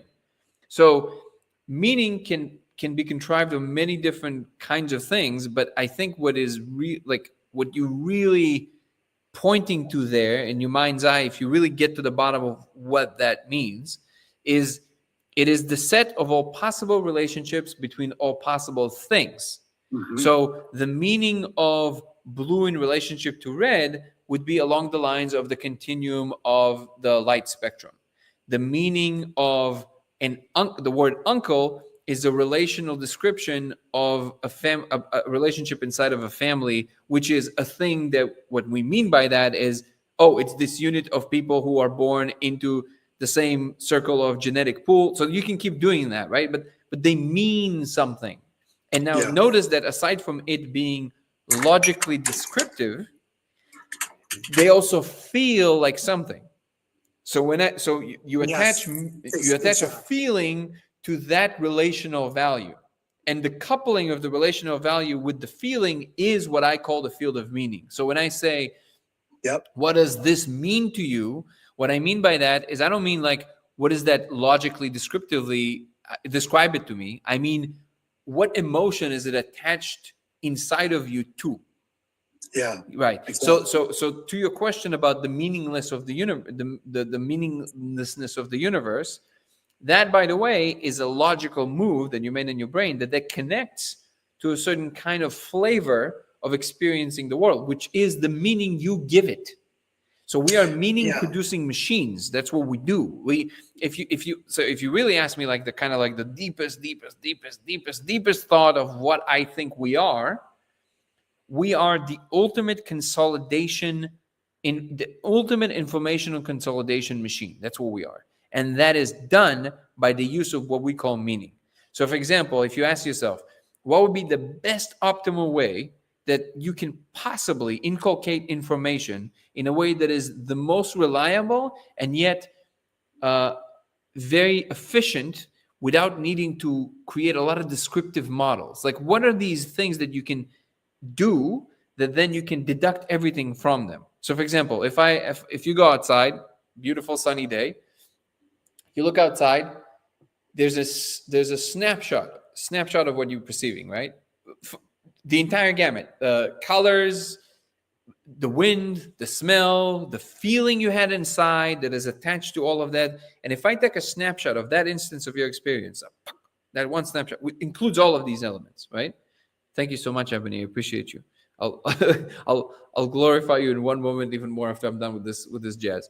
So after you do this one snippet, if in the end of time you are interested in all possible things that are possible in general, you would send a swarm of infinite souls, hard drives, through all the possible experiences that are possible to experience, right? And at the end of time, you would be able to receive these snippets of experience that contain. So if I take that one snippet of you standing in that sunny day outside, and I'm interested in something in it, I don't need to analyze everything because most of it is very repetitive. But if I am interested in that instance, I would put it out, and from that instance of experience, I can deduct almost everything. From color, tells me, oh, these trees, they were emanating this wavelength of light. So I can start describing things from it because it is this shade of green. And I have a Rosetta Stone that tells me what is that. I will take your emotion, and according to what it's like to be human in this three-dimensional environment, I would be able to deduct what is the meaning of that emotional imprint. What does that mean in the grand scheme of things if I compare it to everything else? And that's what I think we are. We are recorders. And the reason we have this experience with its full glory is exactly to be able to give as much information as possible to the mainframe about everything that is possible to experience. And now if you run this to infinity, well, now you have the full picture, literally the full picture. You're mapping everything that is possible to map ever.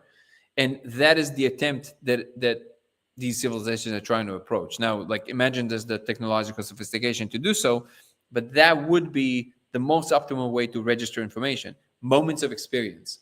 And the meaning, what I found extra interesting about this, thread of reasoning with the meaning stuff, it came to me I think it's what started this whole thing for me, which was this Aya ceremony. I spoke about it before. You probably heard me say this too, but I'll just recapitulate quickly. I had this Aya ceremony, and in it, I was stepped outside and I saw this red cloth. That red cloth looked extra red to me. I said, what does that mean that it's extra red? You sound like because Terrence McKenna right now. The what? The what? You sound just like Terrence McKenna. Exactly. What does that mean? Yeah. All I have to do is to add "UC" at the end of my sentences, and then we got it. So, so I was like, "What does that mean?" Yeah. So I was like, "Well, wait a second. I mean, obviously, I've had a lot of psychedelic experience before that, so that wasn't the first time. But then it hit me. I was like, "Wait, why is it redder? Why? Because there's no more light. I know my pupils are not dilated." Or maybe they are, but I don't think that's what it would do it. Like, why is it redder? So much. And then I was like, well, is it more vibrant? I'm like, not exactly. There's also more vibrancy, but it's not the whole picture. It's almost like I'm perceiving more of redness, like whatever red is. And I was like, wait. So what if it's a meaning aperture? Exactly. Like it opens the aperture of what red actually is in the total, the archetype of redness in existence, right? Yeah. And it tells me what it is. So there's a family of things called red, and not red things, but the abstraction of red. Oh yeah. And it has an emotion attached to it. It has like universal things to it. Yeah. And that is what I'm perceiving more of. And that's why it looked redder. It's also why you see such deep connections when you're on these substances.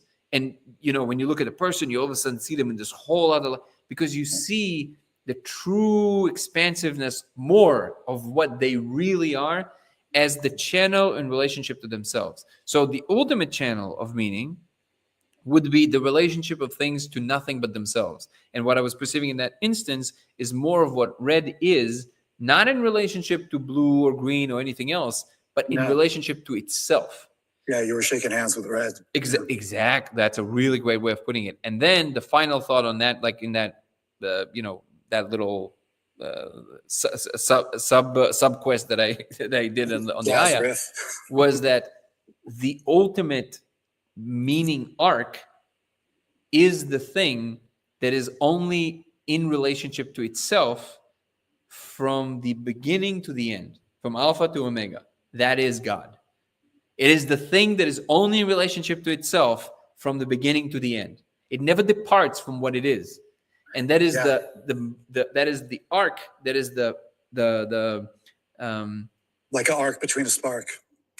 I like that. Or whatever spark. I like that. Yeah. The arc between the spark. It is the ultimate column along which everything arranges itself. Yeah, that makes perfect sense, and that brings me back to what. And just a final time on that. It's like that's also why I realized the golden path is always to search. If you lose your way, right? Because if you want to get to the end, to the omega, so if you with all these like things swimming around, the further you go away from that, the darker it gets. So the way to find your way back is to always align yourself with that ultimate column that is just the same from the beginning to the end. That's the golden path. That's God. That's following God. That's getting to the end. Yeah, exactly. And that's one of the most powerful things our brain has, is that power of transformation. So when you look to dwell in possibility instead of just living out of your past type of deal, you connect both ends of the forward in time and the backwards in time for that complete arc. And then that's when not the magic, but that's when the cool things happen. I won't say magic just for you. No, I don't mind the word magic. It's just that it still has an explanation. The explanation is what it is, right? If you want to say, hey, if God thinks of the world wuzu and purple colors appear, you can say it's magic, but that's the explanation. That's just how it is, and then things are based on that. It's like, I don't know. That's how it is. That's all I'm saying. What? It's really hilarious. The whole time I was looking for a word that my brain can still not find, which is weird. And it's the most, like, I'm going to find the word right now, just so you can make fun of me, of the word that I could not remember until now. The thing that I was looking for is, I just found it. Nice. The word I could not remember was the spinal cord. It's like, what? yeah, I know. I don't understand. It is literally like the spinal cord of the universe, of existence. And Yeah, that is God, right? It's like Yeah. the thing that holds everything together. Yeah, up. that's a really good one. Yeah, That's yeah. deep. So, anyways, that's and it was so like everything I'm saying. You know how it's almost like we have this dial that registers truth.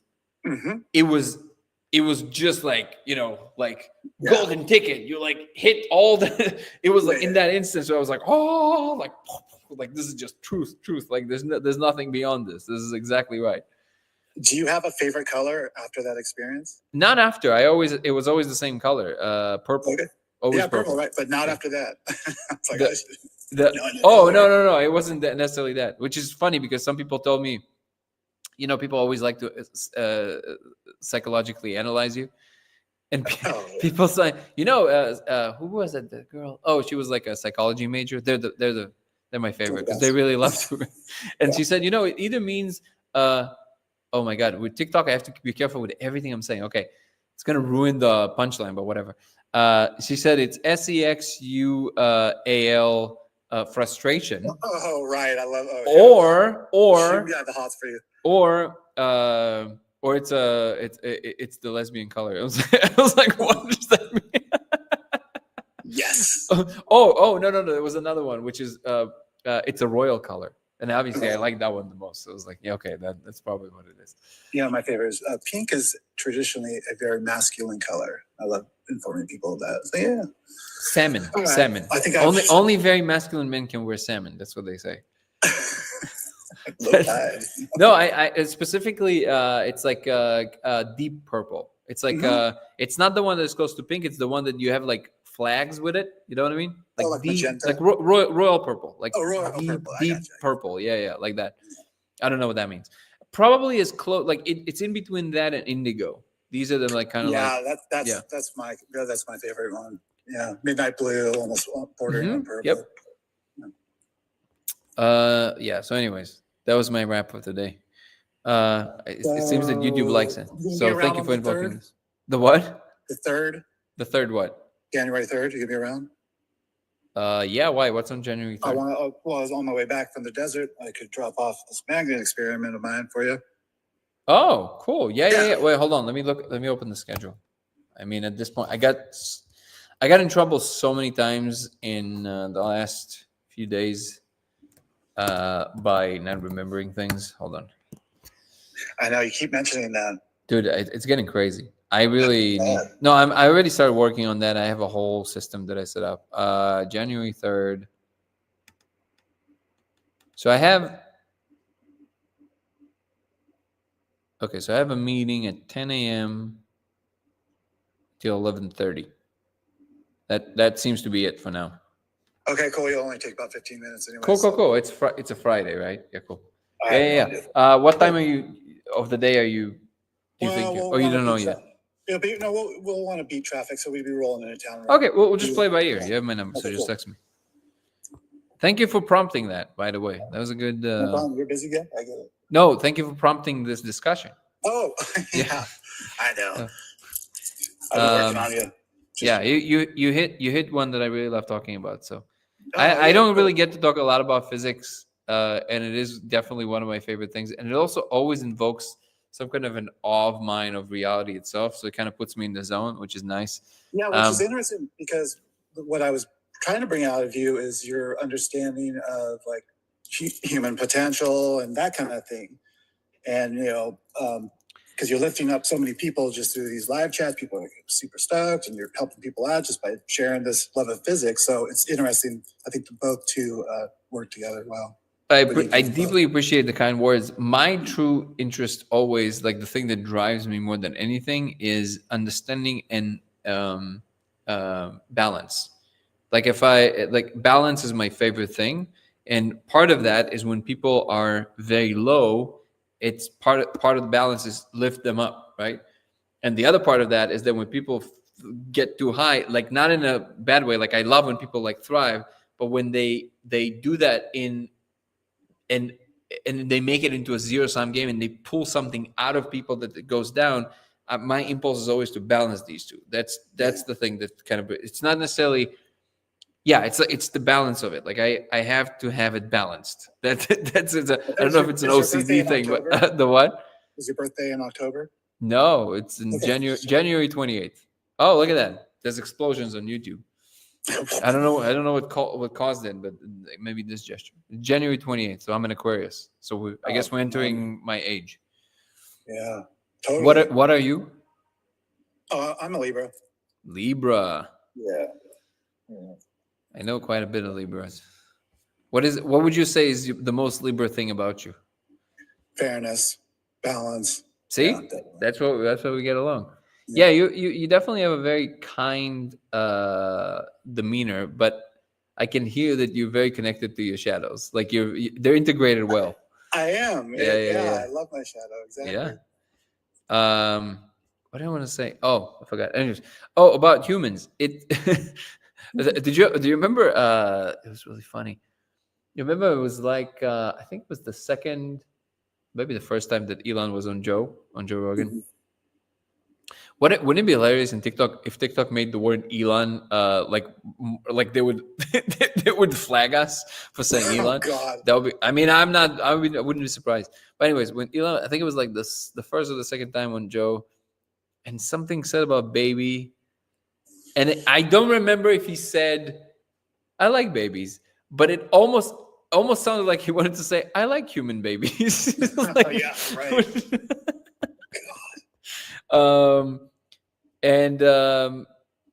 So what I wanted to say about humans in this context is that I had a very long arc with liking humans.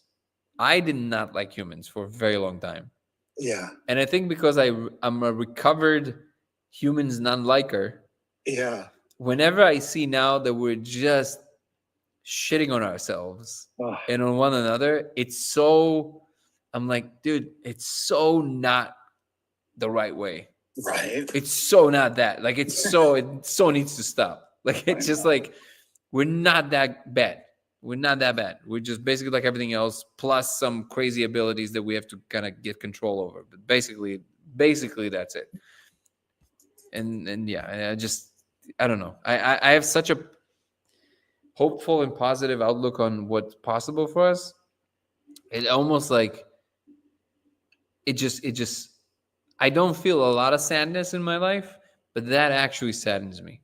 Like that actually like it makes me a little sad that people, choose to see it that way. Or giving themselves so much But not grief. to change the subject, but on your YouTube short, you're with the Israeli guy, and you threw him that loaded question. Mickey? Yeah. Yeah. What was that all about? Who's this guy? So that's an interesting story. So he is probably one of the most awakened people that I met in recent time, like personally met. For me, he is a very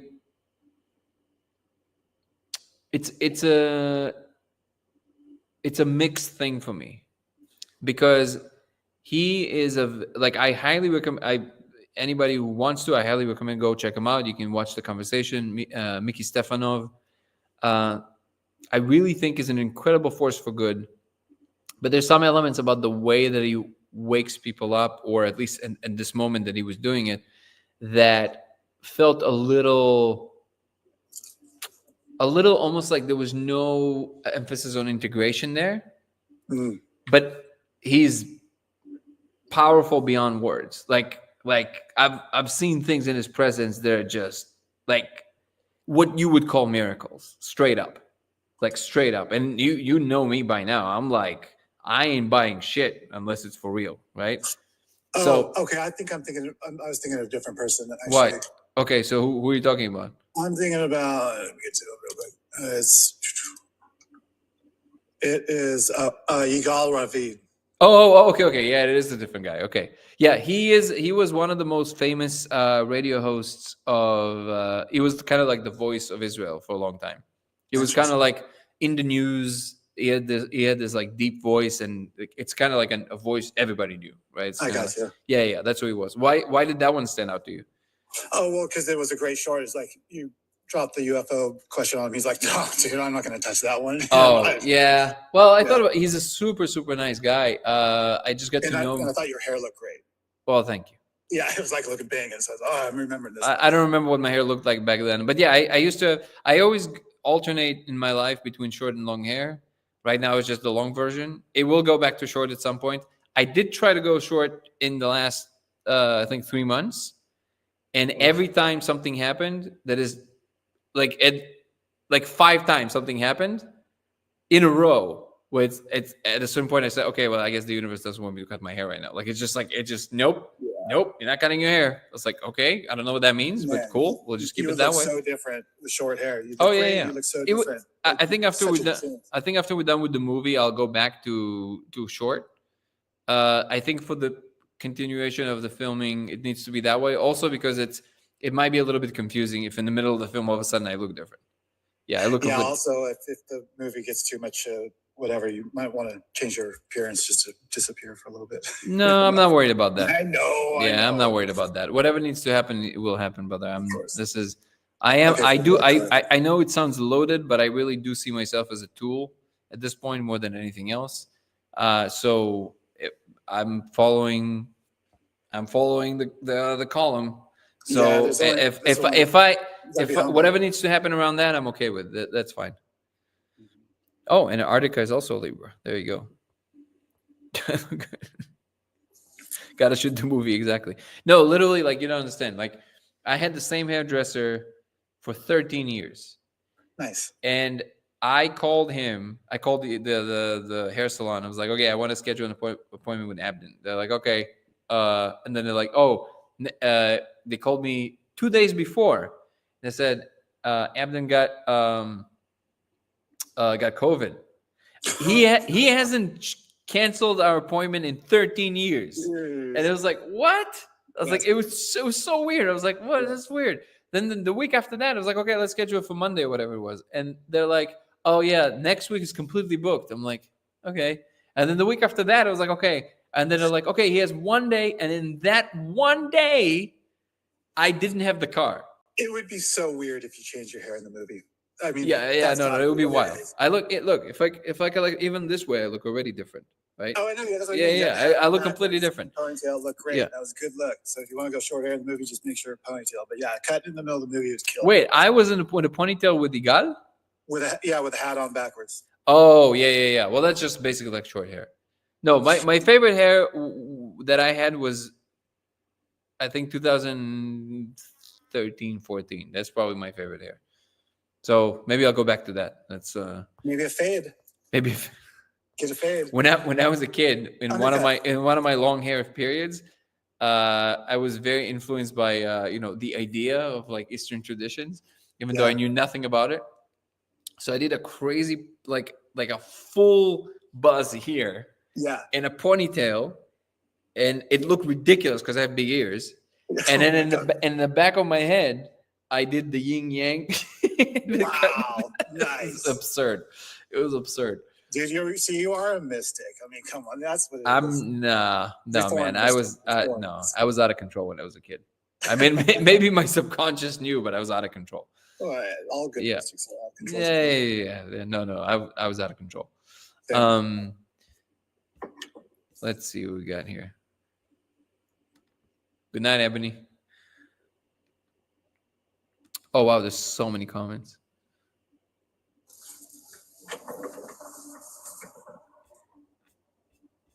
Okay, wow. Okay, guys, there's no way I can answer all of that, but I will try and like scan them real quick. The yin yang, actually, the yin yang is the most perfect symbol, if you ask me. It is probably, like, in existence so far, I would say that is the most perfect symbol universally, because think about like how deep what it represents, and it's so symmetrical, and you can make it in 2D and 3D. Excuse me, you can probably make it in 4D and it will still somehow be symmetric.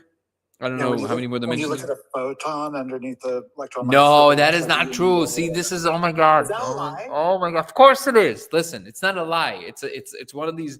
Look how it goes. This is one of these memes run amok. Okay. That's what happened.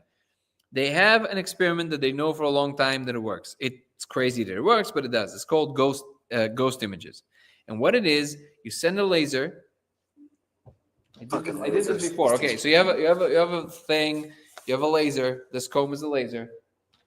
You have what else I got here? I don't have enough things. Okay, whatever. So you have a laser coming from here. You have a laser splitter right here, which just splits the laser into two. One part of the splitting of the laser goes into a screen. The other part goes straight onto another screen where there's an image. The weird part, which is the ghost image, whatever image is here, somehow the laser back here, the one that's split, that's not supposed to know what's here, knows what's here and projects that too. It's almost like the light knows. Like, that's weird. And that is one of these weird quantum effects, which, by the way, is very fundamental, and I think it has something to do with the holographic principle, which blah, blah, blah, whatever.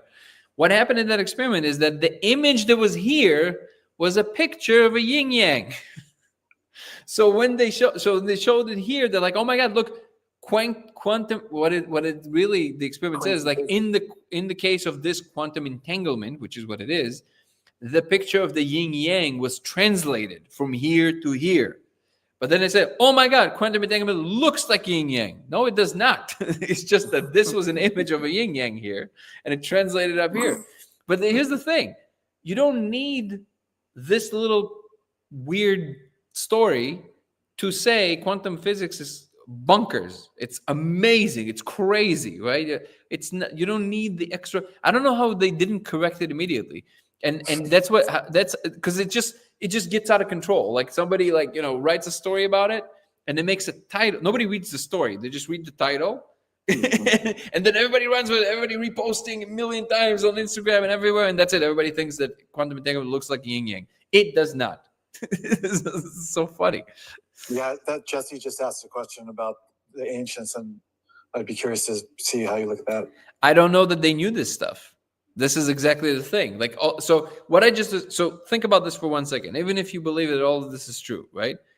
Think about for a second. What I just described, you can go verify this. One way to do this easily, go to Anton Petrov channel. I highly recommend this channel in general. He's the most adorable person in the universe. Truly, he's one of the most wholesome people you will ever find on the internet. You're welcome. Truly, you will not regret this. Anton Petrov, Petrov, I think, but you won't miss it. It's a big channel.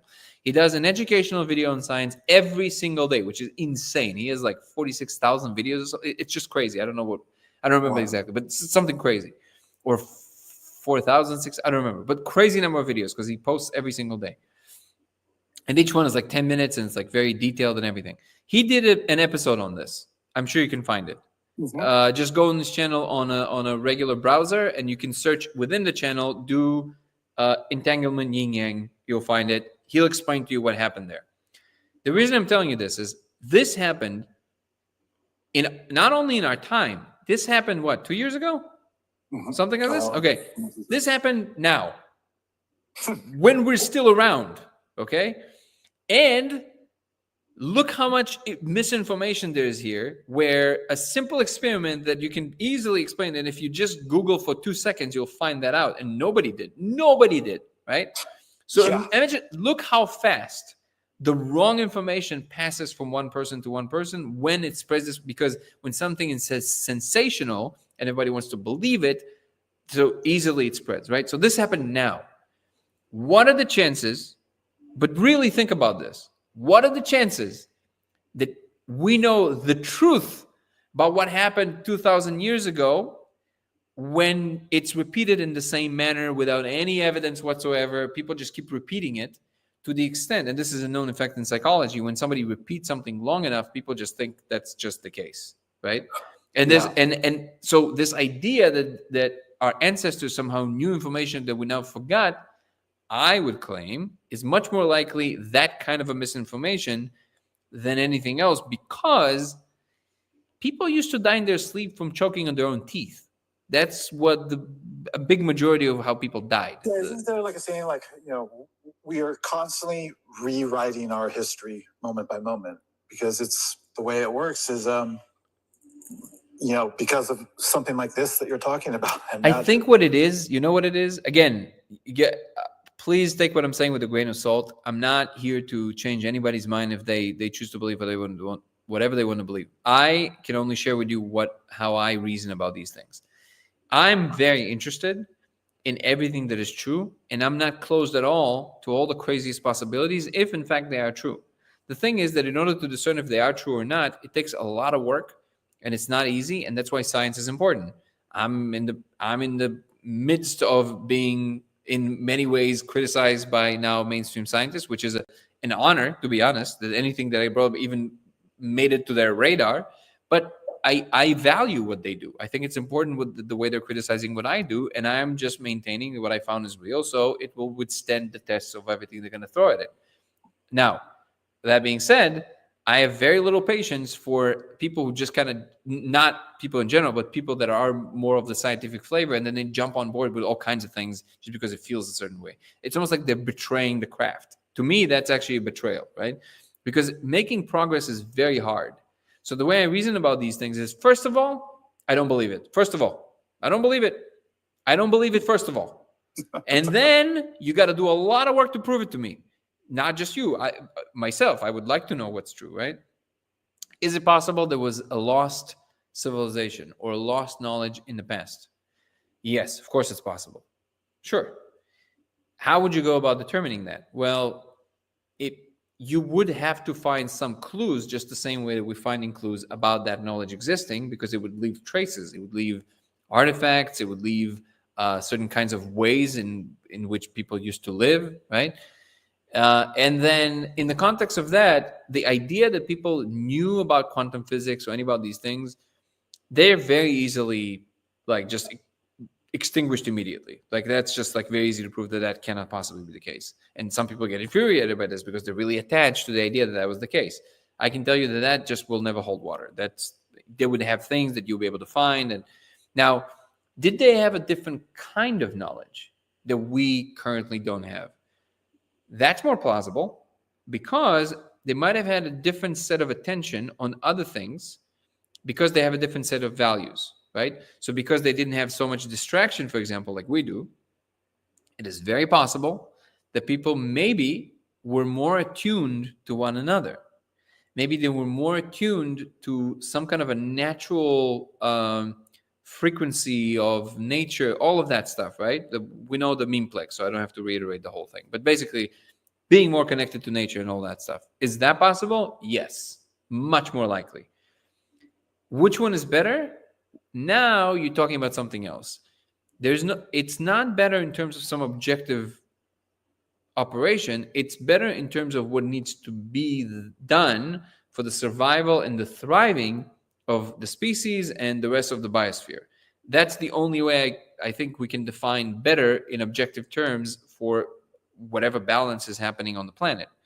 Humans, because we have all these extra abilities of reasoning and abstractions and all that stuff, we somehow protruded so much that maybe we pulled the rug under the feet of a big part of the biosphere. I fully agree with that. Does that make us bad? No, we also, to a large degree, we're just kind of functioning according to what's possible. We don't always know what we're doing in the instance that it happens, but nothing does. There's nothing special about that. If there's no other animal that animals don't stay within their habitats and in balance because they choose to. They don't have meetings and they say, "Oh, whoa, I think we're having too many babies. Let's stop." No animal does that. And this idea that animals just know, well, no, they just get stopped by whatever other things are happening in the biosphere. So if there's too much of a certain predator, they would not reproduce as much because the predator will eat them. There's always this balance that is always talked about is not happening because the animals are somehow wiser. They're just limited by their inability to know how to do anything else. Humans, on the other hand, have the ability to know a little bit more, but we also are operating within the same kind of flying blind kind of operation in many ways, because we don't always know what the outcome over time will be of a certain function. Now, again, there's nothing evil about that. There's just the same situation that everything else is doing. We, either fortunately or unfortunately, depending on how you look at it, also carry the ability to abstract to the level of knowing what these things actually cause over time And sometimes when we look back, we say, oh my God, that's not good. That's crazy. Notice that no other animal can do that. So now it gives us both the power and the responsibility to do something about that. You can't be held accountable for what you don't know or understand, but you can be held accountable for things you do understand. So now that we do have the ability to realize, oh shit, okay, that can't be good. Look at these, animals swimming in oil. That can't be. That doesn't look good. Doesn't feel good. Not a good look. We need to do something about it, right?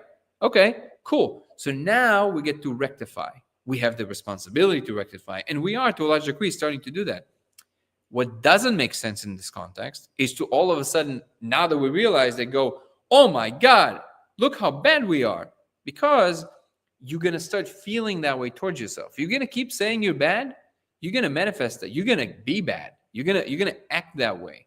And that's the thing that needs to take a lower grade in how much we're appropriating it.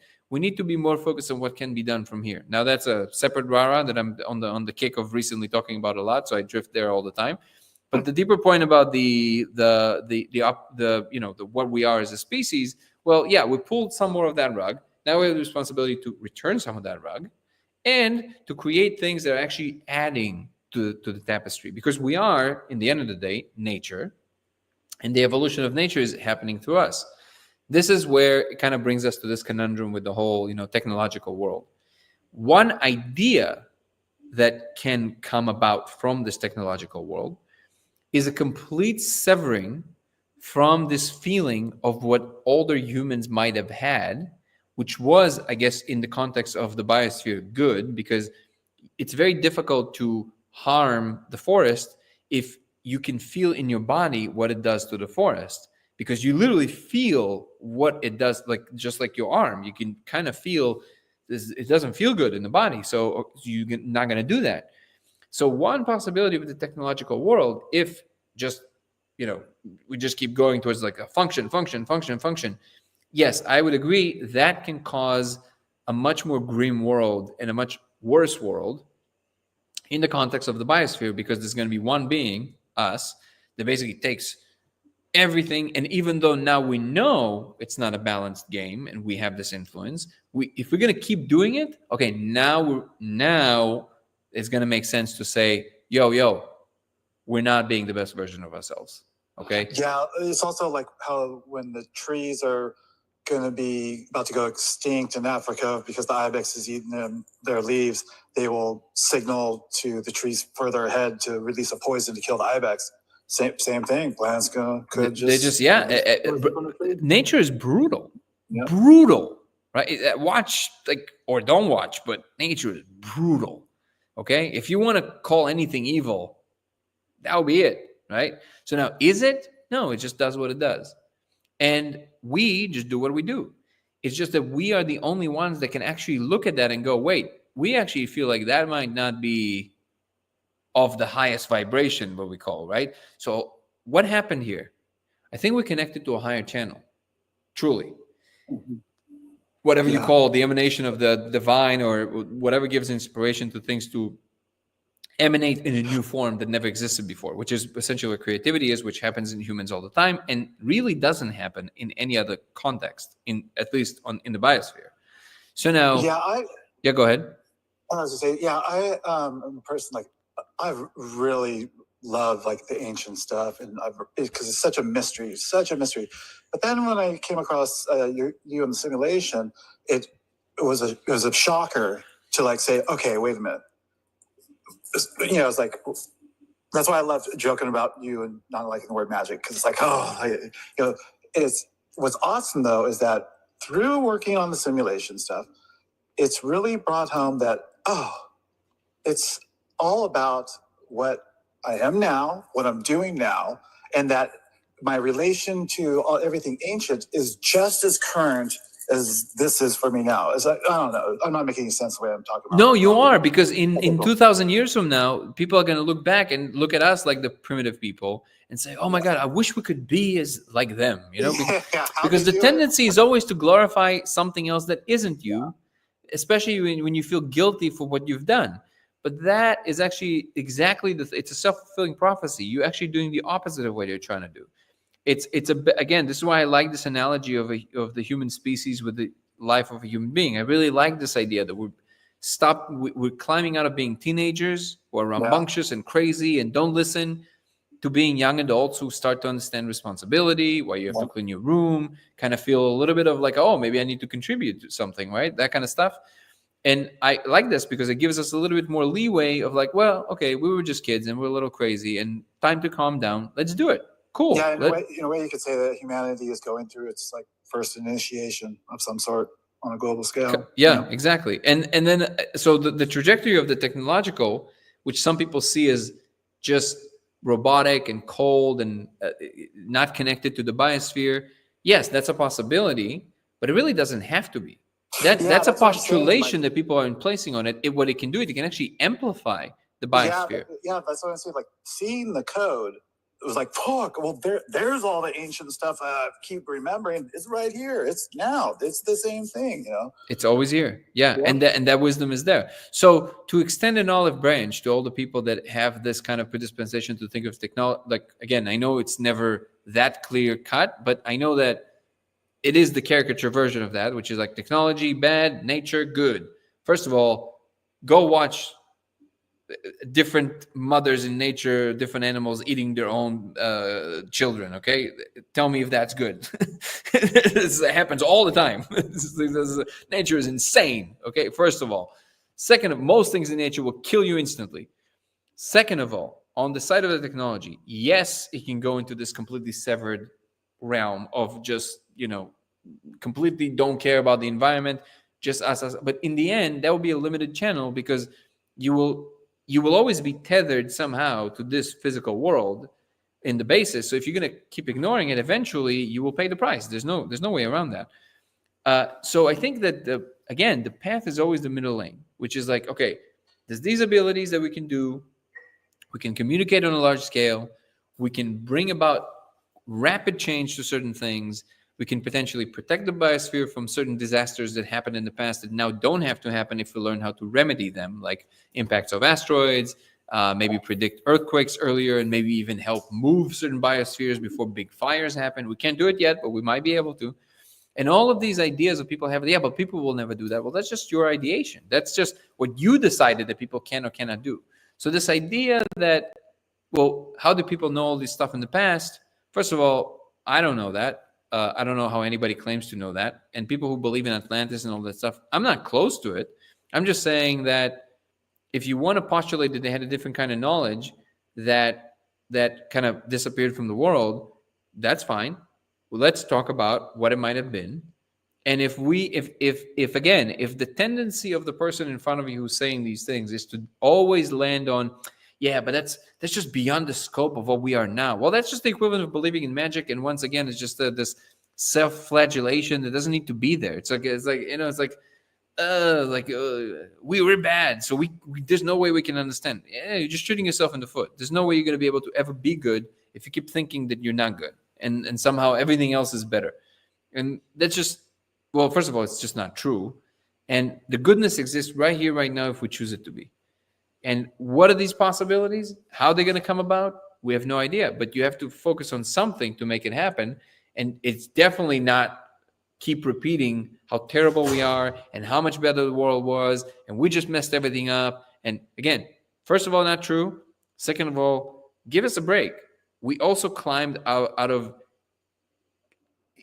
enormous amount of time of infinite suffering on a level that probably most animals can't even feel, because most animals, they just kind of, I'm sure they're capable of suffering for sure, but because of the level of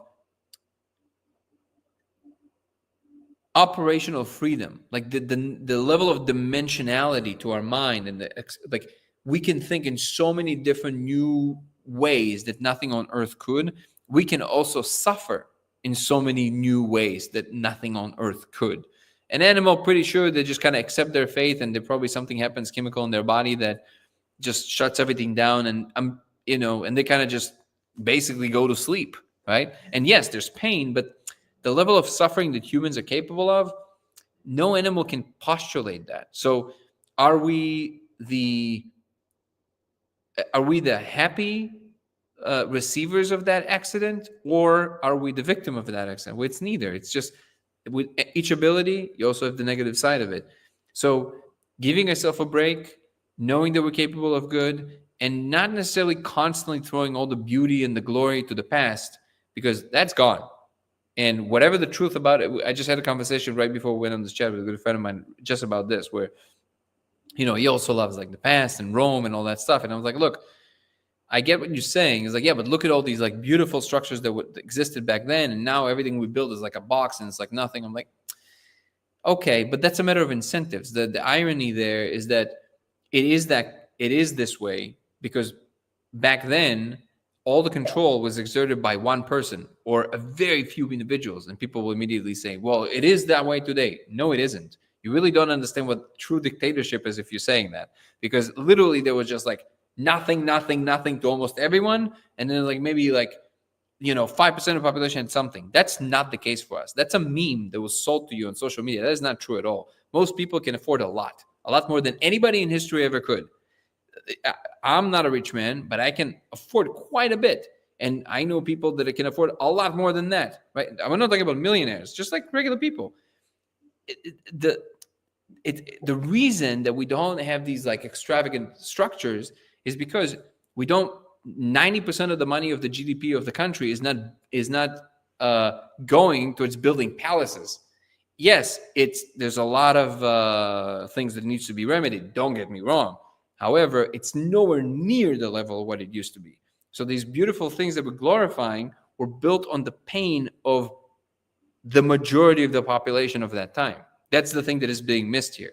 So these are remnants of suffering. All that glory is a remnant of suffering of many, many, many human beings that probably either worked for free or were living under terrible conditions as slaves, and they were the ones that were actually used to build these things. So the reason we don't have to, they couldn't go to space, we can. We have a different focus. We have a different value system. Is it the best? No. But is it the worst?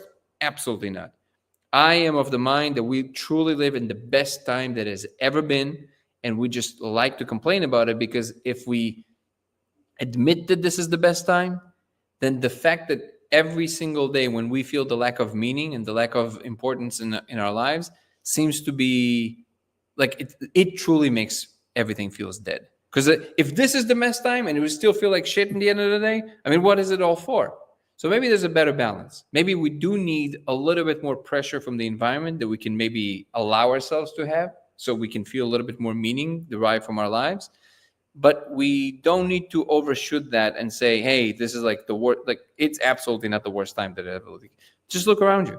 Just like you're safe, you have food, you have loved ones, you have like, you can do so many things. I mean, I don't even know. Truly, like if you really look, like if you just turn off the TV or social media and just go outside, this is just unbelievable. Like the world we live in is unbelievable. The fact that we can travel anywhere, go see any place. It's just so much wonder on this planet. Yeah, it's like just turn off the social media. Anyways, I know that was a long route from the original question, but that's just how I go about things. With the magnets. How do they work? With the magnets. All right, guys. I'm going to call it a night. You guys are amazing. Thank you so much for bearing with me with all my shenanigans and all my spiels. And I basically ignored 90% of the question today. So it was definitely a dictatorship today. But hopefully somebody somewhere derived some meaning from this. So appreciate you all. If you want to follow me across. Oh, first of all, Casey, go follow Casey. CAW_AHA is a really good friend of the channel. And he's always here as a trooper and doing the experiments live, which is amazing. People love this. So thank you so much, Casey. I appreciate you, brother. And if you want to follow me across platforms, it will be Danny Goller on TikTok and Instagram, Goller Danny on X, LaserX83 on Twitch, and Dango Thoughts on YouTube, DANGO Thoughts. Added a membership program, I have to mention it.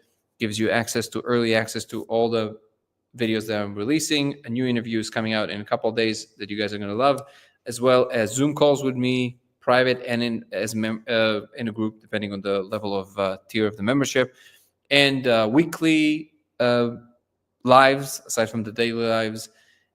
And what else? Oh, and I'm working on a bunch of content coming from my personal life that will be only on YouTube members and no other channel on my social media. So thank you again to all the people that are already members, and Ebony, who are always contributing. Almost every single chat she contributes 5 gifts to different people of membership. I couldn't appreciate you more.